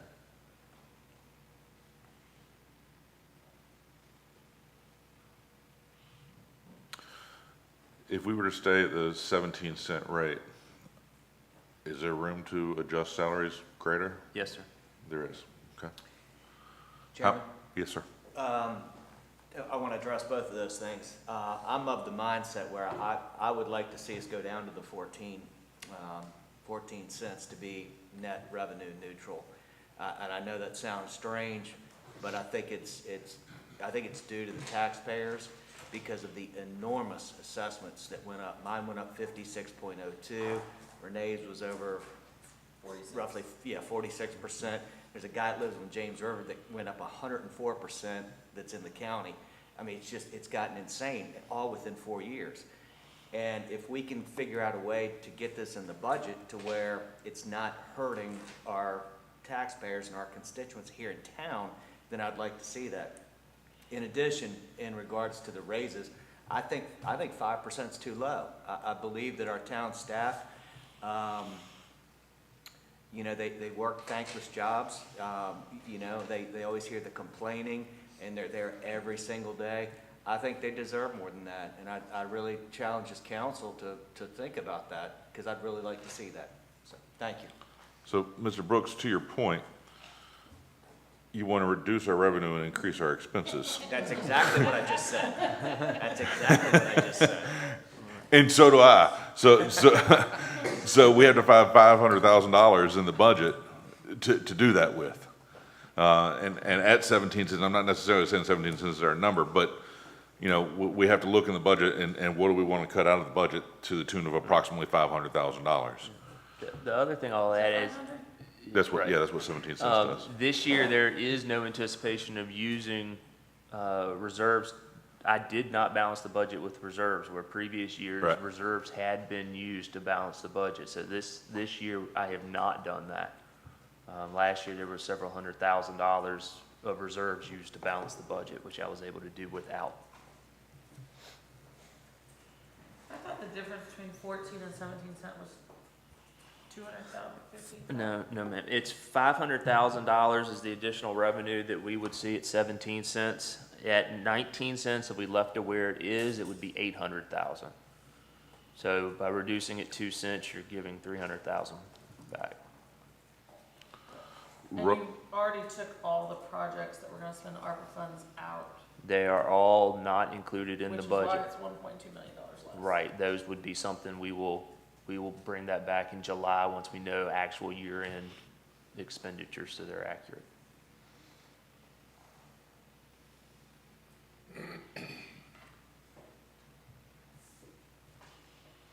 Mr. Back, Yes, please.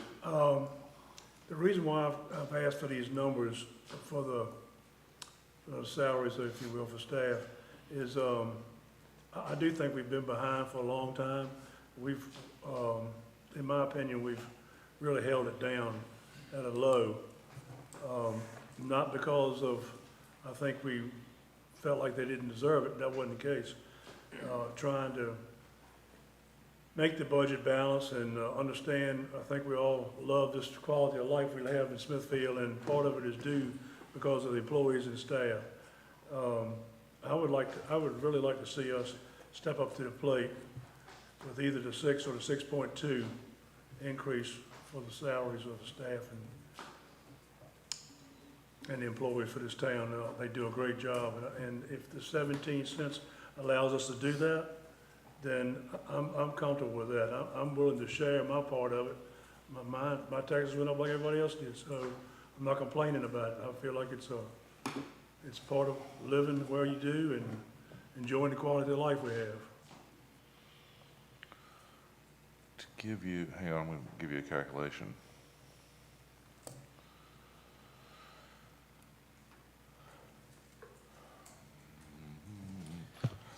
Go ahead. I was gonna say, while you're calculating, so you ask where, because I'd like to see it at 6% also, and I'd like to see the rate at 14 cent, and so we're looking for about 550,000, right? If we did both of those things.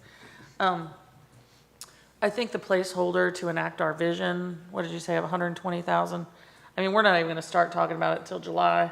Who knows, we'll get it done by January. I think that's pretty easy. You can probably cut that out. I mean, I don't know. It's a 10-year vision. I don't know that we need to spend $120,000 on it. I also was just thinking, we have ARPA funds left that we haven't allocated. So there are other projects we could allocate some of those funds, like free money, right? I know it's ours and we have to be judicious with it, but you could allocate some of those to things for the budget for this year and get us to the 14 cent. If you look, there's not $500,000 of capital projects in there. But you could use ARPA funds to pay the police, right? No. It has to be capital. No, I mean, there were requirements around it, but. I thought you said you just said we already satisfied the We satisfied reporting the requirements.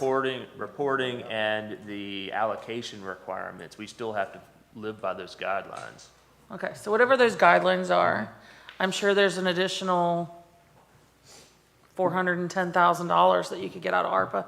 I'd rather see us do that than raise anybody's rate, or not, lower the rate, but raise the amount. The calculation I was working on is at 17 cents, which is an increase. Let's not pretend it's not, because it is. It's $22.50 per $100,000 of valuation on the home. So Michael put a $350,000 home at 78, 75. There's not a whole lot of those left in town, unfortunately. So that you can do your own calculations, whatever yours is, you're looking at roughly $22.50 per additional per 100,000. So everybody can do their own math on based on what their assessments were on their personal property. I think that's an easy number to work with, so you guys know what you're talking about. So, a $500,000 house is 5 times $22.50, a little over $100. So.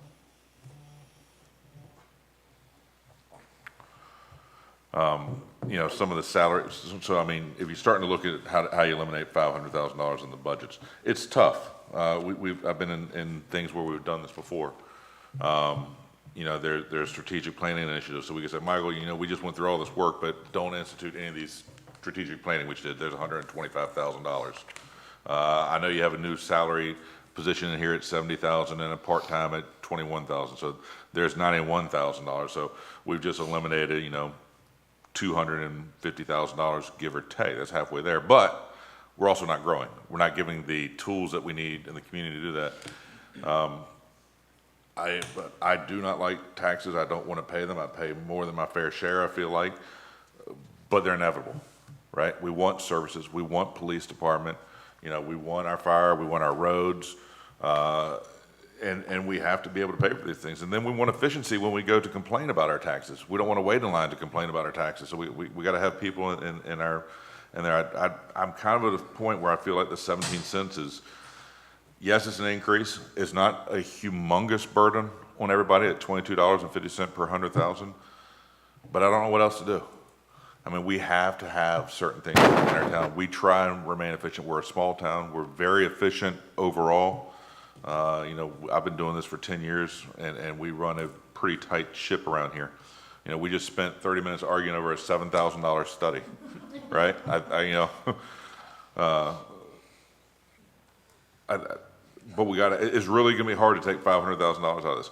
The other side of this is that we can say, all right, we're going to knock the $500,000 out. We're not going to cut anything, and we're going to see where we come, and we're going to fund it with reserves, right? We've done that the last 4 or 5 years, and we've never used our reserves. We've gotten fortunate.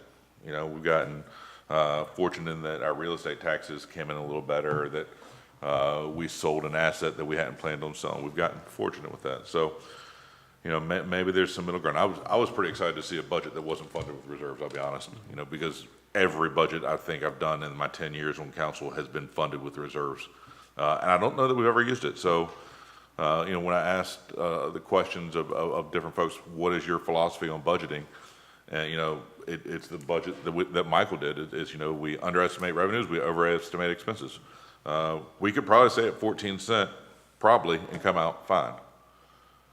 But it's a wing and a prayer, you know, and that's not necessarily the best way to do this. So, you know, to do a budget last year, Michael, I think our budget last year was funded with $1 million in reserves. It was, I remember it being. I thought it was balanced. Well, No. at the end of the day, it came out with that, but the budget that was presented to us last year was. last year, it had 178,000. Yeah, we were pretty close. 178, okay, maybe that's a year prior. But you're right, I mean, you don't want to build a budget off of reserves, so that's not a long-term solution that works. And we're at a point where to cut that much money out of the budget, you're going to start impacting quality of services. So again, my point, $1.962 million left in unallocated ARPA funds. So are you telling me that there's not $500,000 worth of stuff in this budget that you can't figure out how to pay for with ARPA funds, so we can leave it at 14 and give a 6% raise? Then what do you do next year? Yeah, ARPA funds are not sustainable. That's not. I get it, but I don't know the citizens, I mean, they're thinking about this year, let's tackle next year when we get there. But we would be looking at a tax increase next year, I mean. Okay, Yes, sir, Mr. Hall. Michael, Yes, sir. if we stayed at the 17 cents, Into your microphone, if you would, please, Wayne. if we stayed at the 17 cents per 100, as far as the increase in salaries at 6.2, would that cover that? We can cover the $44,000. We can move money around enough to cover that. And the reason I'm really asking that, I think our staff needs to be addressed, period, as far as pay go. Yes, sir. And that's my thoughts on it, that's where I'm looking at. Mr. Chairman, Yes, sir. when you go and, just to put a little context to it, someone that owns a $500,000 home, and I haven't gone down to the decimal points, we're talking a little over $100 extra. Yes, sir. Correct? So to provide our employees with to come close to the standard that they deserve would be $100 per home. No, not even, it's an extra 44,000. I'm sorry? It's an extra $44,000. He's talking about with the tax increase. The tax increase will result in a $500,000 home seeing a little over $100 in Correct. additional tax. I just think that if you look at it from that perspective, that although it's not revenue neutral, and nobody likes taxes either. I don't like assessments, quite honestly. The taxes this year don't bother me as much as the assessments are. And that's another fish to fry. But for $100 per home at a $500,000 home, to treat our employees the way that they should be treated, and I know there's other things, and reserves are reserves. I mean, from a prudent perspective, unless someone can say we've gotten too much reserves, and but in these uncertain economic times, and it would be irresponsible, I think, for us to balance it on reserves at this point. So I would favor the 17 cents. Ms. Butler, we hadn't heard much from you. I tell you what, let me ask you a question, and maybe you can help. What is the average price of a home in Smithfield right now? If you had a client coming in and said, I want to buy the middle of the road home. In Alcoa County, it's a little over 300,000. Okay, what about Smithfield though? Do you know? I have not narrowed it down to Smithfield. I would think it's probably comparable or a little bit more. Okay. In the scenario I gave with one of our public works employees, the pre-qualification, it's kind of embarrassing, especially, this was a male supporting a family. So I definitely agree with Councilman Smith in doing whatever we can do for the staff. And then the other concern is, I have a friend who lives in Virginia Beach, they do reassessments every year. The fact that we only do them every 4 years, the pain is a little bit more excruciating now, because we're coming off of a real estate market that's been unusual. It would make the pain a little bit lighter if we did them annually and we could see the progression. And I don't know if that's a decision that the county is going to make.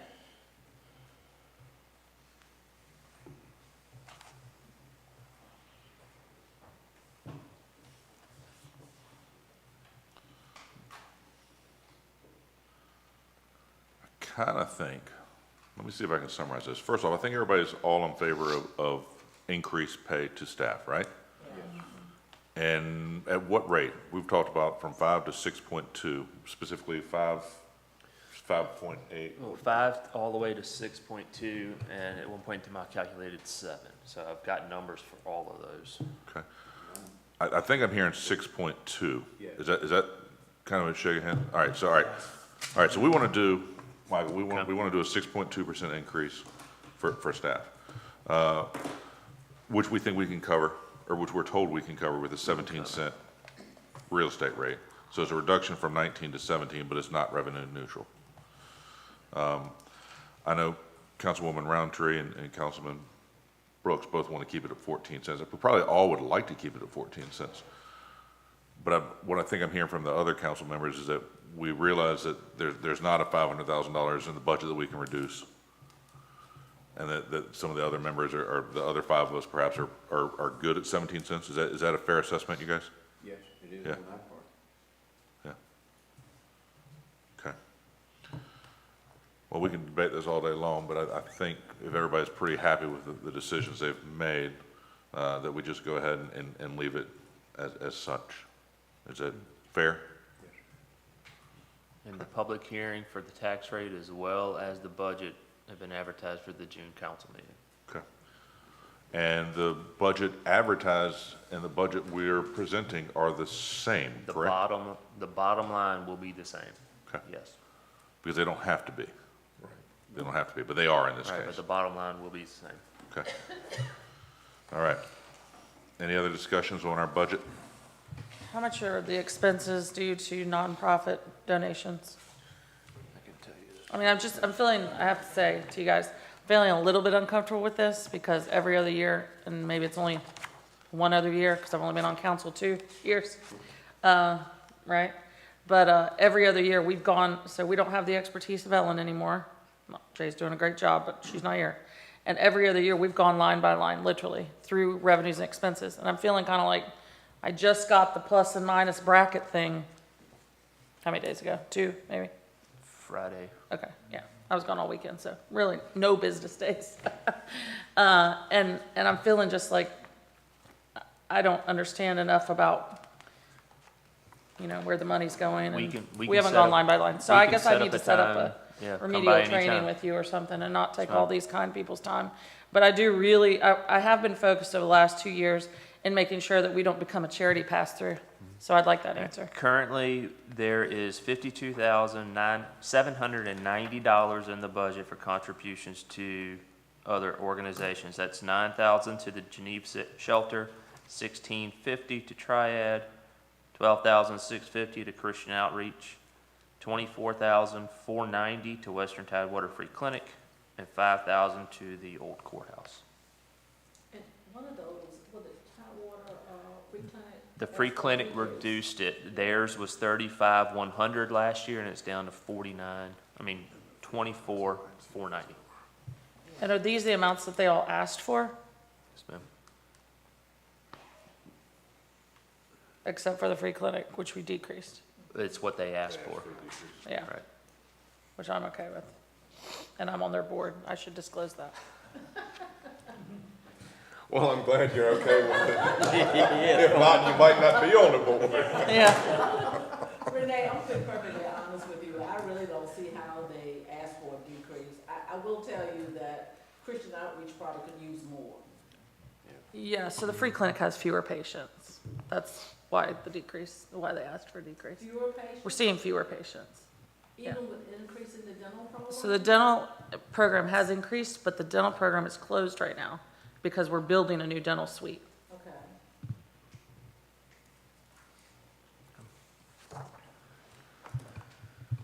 All right, so Renee, you're gonna look through this and come back with $500,000. Yeah. That will like make you the champion. Okay. So again, what we have advertised, and what we're proposing right now are the same, but we can change what's advertised. We cannot go up, we cannot go up in the rate anymore, but we can go down. Yes. So if anybody comes up with a miraculous suggestion on this, by all means, it's not done yet. Okay, we're gonna move along then. Appropriation of the town bank donation. Yes, sir. The Town Bank has donated $12,599 towards the construction of the new stage in front of the Times Building. $10,000 of that was a straight donation to the project, and then $2,599 was their contribution to cover the cost of the plaque that's going out there with the donors on it.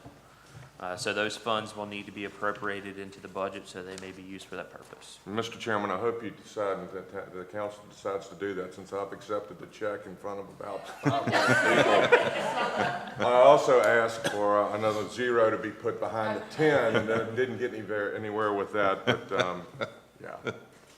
Thanks to Town Bank for that, and quite honestly, I won't take up much time, but, to Judy, to the Chamber of Commerce or whatever, it was a wonderful event. It came off really, really well. It was just a great day for the town of Smithfield, so thank you, kudos. Very good. With, there's no further discussion, we'll move this appropriation along as a resolution to appropriate funds on our consent agenda. All right. Next up, we have our ARPA funding update. Yes, sir. Included in your packet was a list of all of the approved ARPA projects with the current to-date expenditures.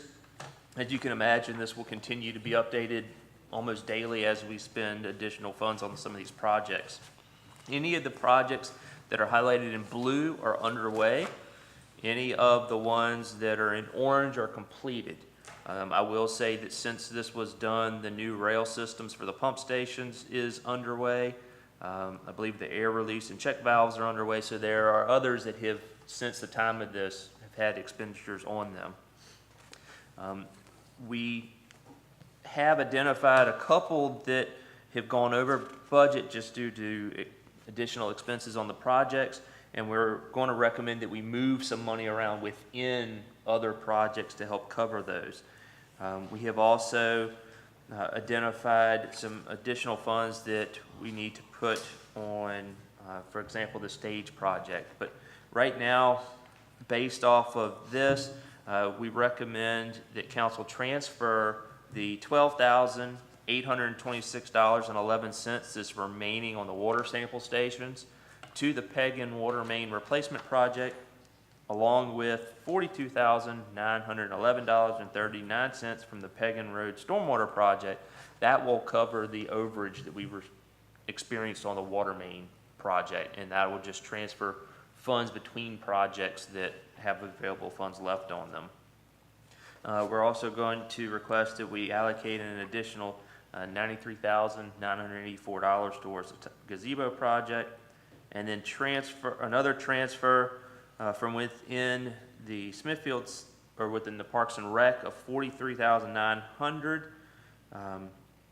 as well as an additional $2,100 to help replace the wallpaper on some of these walls in the building.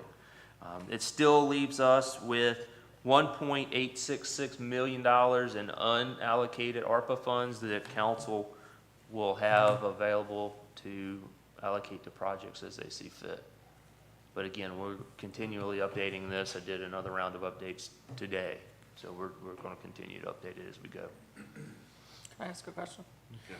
So the wallpaper? Yes, ma'am. Cost $2,000 more than you thought it would? No, that you add those two together, the transfer of $43,900 plus the $2,100, put those together and it covers the $46,000. So you're only taking $2,000 from ARPA? Right.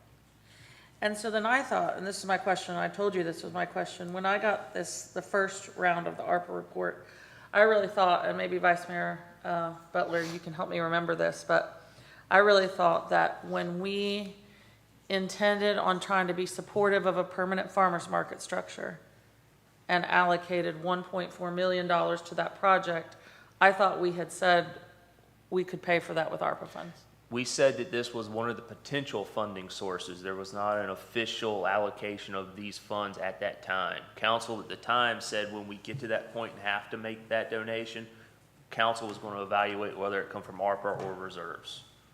But this is a possible source for those funds, but they were not officially allocated.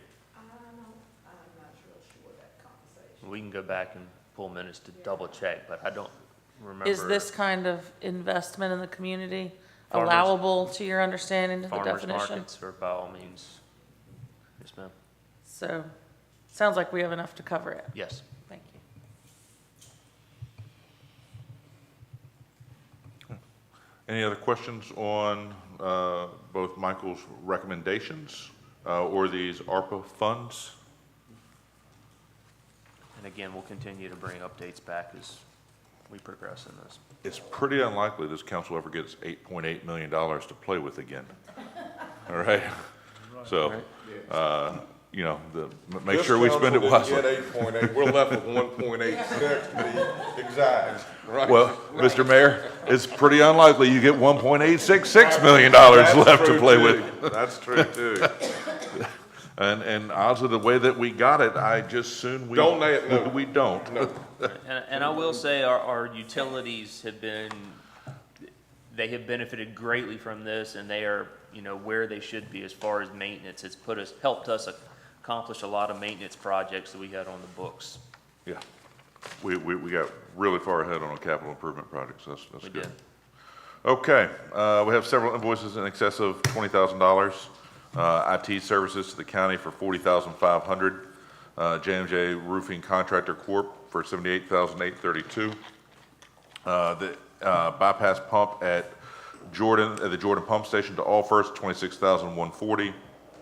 And to the budgeted Public Works metal building for our vac truck, $60,267.50. These are all recommended for approval. Any questions or discussion on these invoices? Hearing none, we'll send these to council for approval on the consent agenda. Anything else come before Finance Committee? Hearing none, Finance is closed. Great job, Mr. Chair. Next is Parks and Recreations Committee. Members Roundtree, I'd like to- Butler, and Brooks. And to like see to- the screen coming down, we've seen the movie. That's good. I'd like to open the committee meeting and thank you for leaving Parks and Rec on the agenda, because I think it's so important that we should hear from Amy every month as to things that are going on. Thank you, ma'am. First thing we're going to talk about is National Fitness Court Campaign. So these folks came in my email that they have a grant opportunity. And this video will show you what a fitness court is about, and then we'll discuss location of it after the video's done. Thank you, Steve. We're changing the way America thinks about fitness. From college campuses to city parks and trails, we're bringing free fitness everywhere, and we're just getting started. Hi, I'm Mitch Managin, founder of the National Fitness Campaign. National Fitness Campaign was founded in 1979 when we opened the first fitness court. Redesigned for the 21st century, the fitness court is the world's best outdoor gym. Our 7-movement, 7-minute system allows you to use your own body weight to get the perfect workout. Easy or hard, it will work for you. Our goal is to build healthy communities by making outdoor fitness an essential part of people's lives so that each day is better than the last. Now more than ever before, it is vital that we move fitness outdoors to remain safe, healthy, and strong. Michiganders, as soon as we can, we go outside, which is one of the reasons why the fitness court was such an attraction to us. What impressed us most was their basic philosophy that they want to provide world-class fitness for free. Truly, anyone can use, no matter what your age is, no matter what your physical fitness level is, no matter what your skills are, it is very adaptable. Thousands of certified ambassadors will be trained to deliver classes, challenges, and clinics as part of our National Fitness Campaign. New programs are bringing students outdoors across America. The Fitness Court mobile app is your gateway to enroll in these programs. Simply scan the new digital wall with your phone to access a library of free workouts designed to optimize your experience on the fitness court. Learn the moves and take challenges as we dig deep to create impact for our partners across America. This year, we are thrilled to introduce Fitness Court Public Art. Cities have the opportunity to select a local artist to design their fitness court using the power of the arts and fitness outdoors in iconic public spaces. We're proud to have helped cities of all sizes raise millions of dollars from respected sponsors to support free fitness. Wherever fitness is a priority, you can find a fitness court. We're partnering with large cities using urban movement data to map the best locations for healthy infrastructure. We're bringing fitness courts to within 10 minutes of population centers everywhere. They provide these wraparound services that, from a city's perspective, that's what you want in a partner like this. You want it to come presented to you on a silver platter with a bow tied around it. They're one of the best partners, I think, that I personally have ever worked with. We serve almost 1.2 million members across Michigan. And this partnership really is an opportunity for us to bring scalable, free health and wellness opportunities to our community. So I would actually invite cities and organizations, big and small, to explore the opportunity to invest in fitness courts. To be very honest with you, the feedback from different municipalities and different communities has been very positive. We're committed to raise $150 million to bring the campaign to 1,000 cities and schools, building the largest fitness movement in the world. Join us. Let's make world-class fitness free.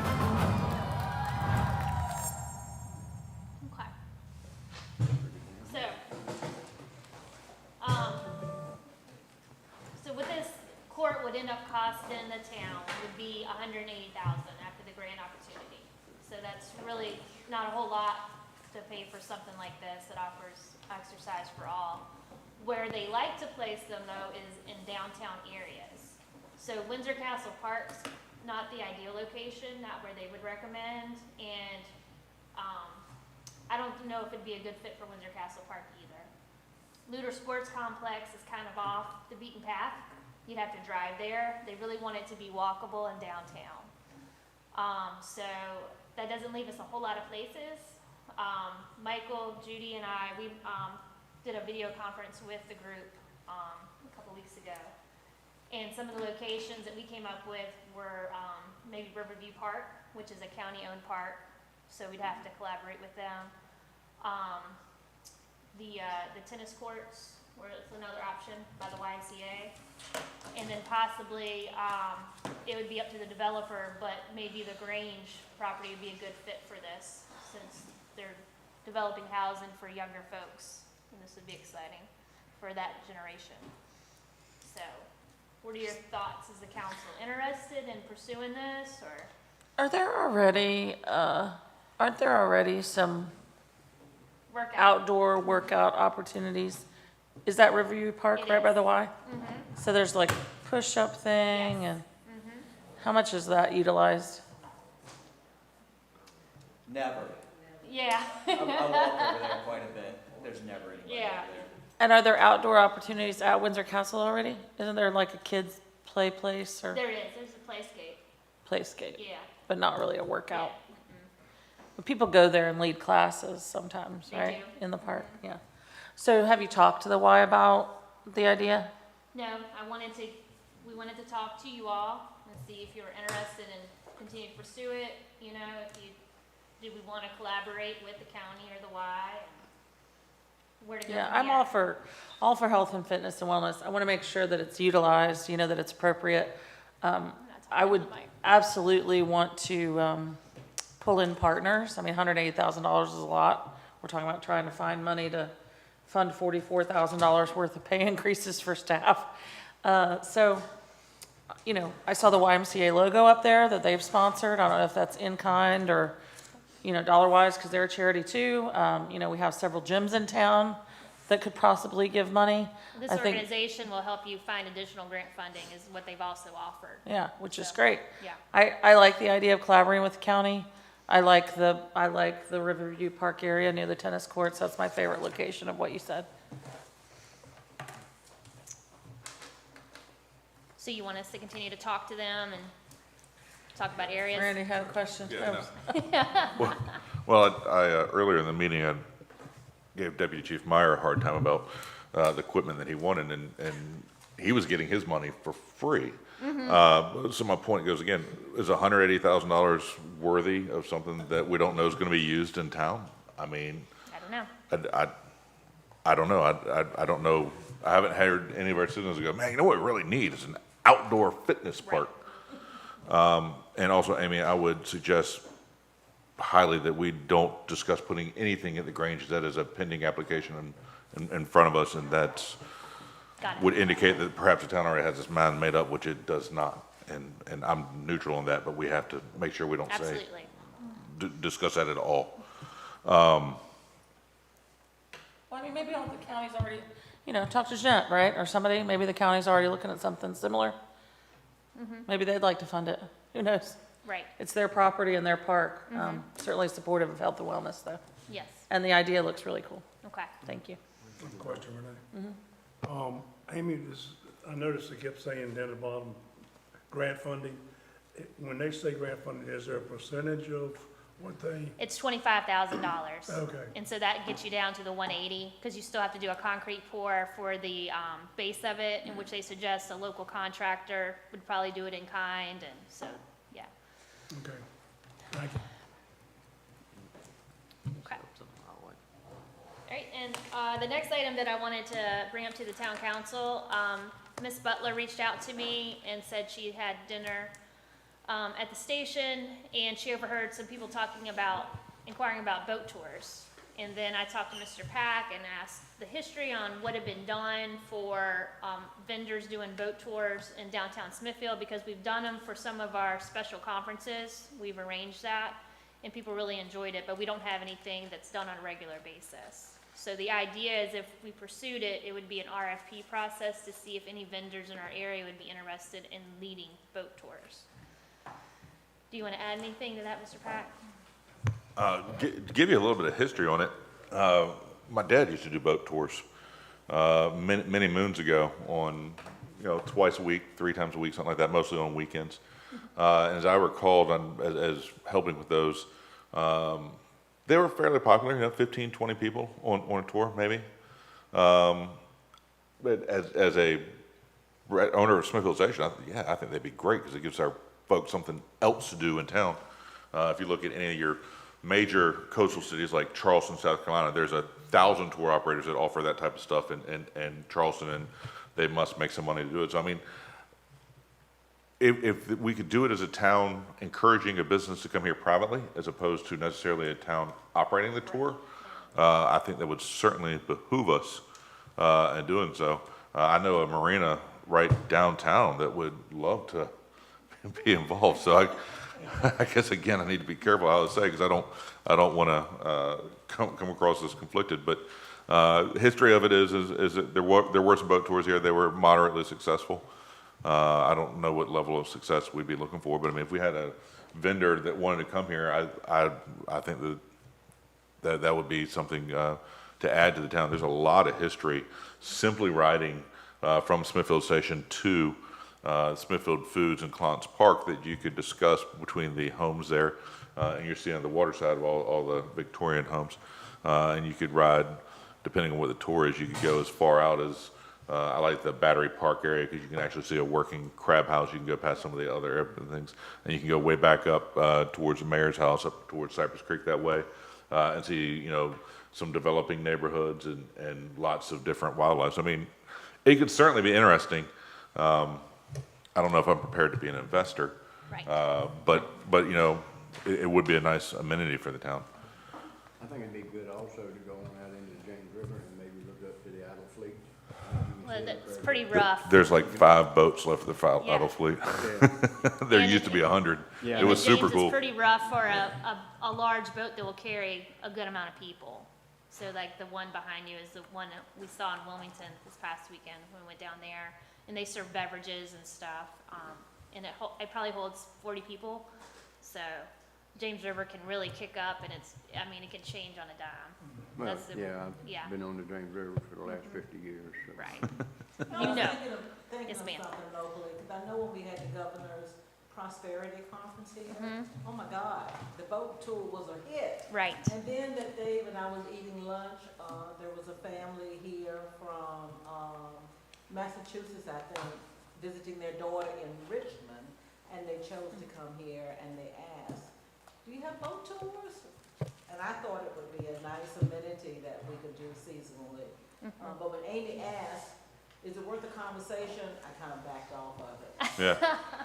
We do. Always worth the conversation. Yeah, we do get a lot of requests for it. We have people, we do, yeah. I had a young lady Friday night that's celebrating her 20th anniversary, and she wanted to go on a boat tour for 8 of her friends. I mean, there's a lot of requests for it. And you didn't take her out on your boat? That would be illegal. It would absolutely be illegal. It's illegal to take anybody on your boat for money for charter without your boat being licensed by the Coast Guard. And you captained. Yes.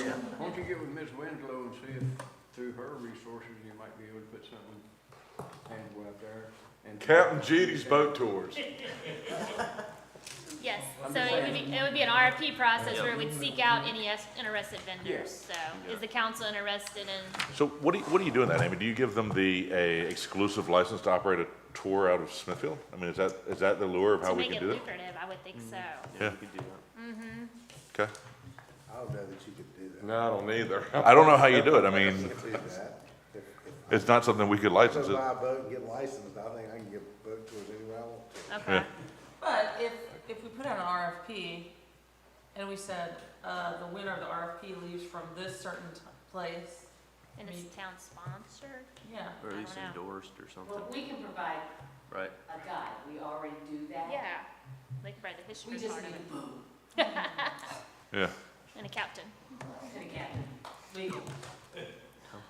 Well, I mean, right, so you couldn't say, oh, you can run slip and get your boat approved. You can't keep people out of saying, hey, just meet down at the Smithfield Station, whatever. But if they left from Clontz Park and we said, this is the official Town of Smithfield tour, Right. I don't know why you couldn't do that for the winner of the RFP. Something to talk about, Judy, Amy, Okay. and Mr. Riddick. And speaking of boats on the water, the kayak rental kiosk is supposed to come sometime this week. So we'll do a little ribbon cutting and announcement. They're gonna give me a press kit and everything to help with promotion of it. Yeah, so- please share that press kit with me so I can share it with my marketing Absolutely. folks. Me too. Yeah. Yep.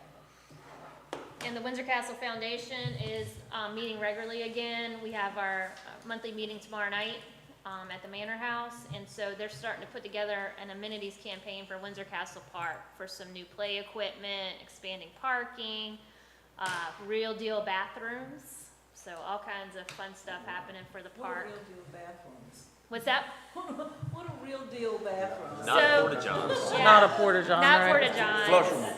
Yeah. I don't know what a real deal bathroom is. Well, Something that flushes. we actually toured one at the Brock Center last week, and that is a composting toilet, which sounded disgusting, but it's not. They use upstate New York all the time. Very Like, clean. they used to sell. Better than any porta potty, of course, and better than park bathrooms that I've been to. It's really impressive. So we're starting to explore our options and see what's out there. And the greener we go, the more grants there are, so. I think that's a good idea. Mhm. The compost toilet is an interesting idea. I didn't think about it here. That's, But, you know, that facility's been open for just over 8 years, I believe now. They have never had to clean them out, yeah. Yeah. which, So when I graduated from college, I sold toilets for a living. I worked for Ferguson. It was my first job, and that's my family's jokes. Explains a Yeah. lot. But yeah, so I was in upstate New York, I was outside Syracuse, and all the Finger Lakes out there don't have, you can't have a sewage, and they're all compost toilets. And so we sold a lot of compost toilets. It's amazing that they just burn off in the way they work. I didn't even think about that for the park. That'd be an interesting idea. That As long as people use them correctly, there's a little bit of, yes. So. Amy, I have one question that's budget related, since you've got the microphone. I noticed in the budget, there's not any money budgeted for the park impact fee for next It's year. part of Windsor Castle rental fee. So you just moved the line item? Yeah, it's all Okay. combined into one, but I can break it out for you anytime through our event management system. And what do you end up doing with, I mean, are you building a balance of money that's in? It's all part of revenue, so that's where you see it. it just goes into the general It fund. doesn't go into revenue. a fund or anything of that. So every year it zeroes out, based on what's, okay. Anybody else have any questions for Parks and Rec? Thanks, Amy. Any other business to come before council? Thank y'all very much. Meeting adjourned.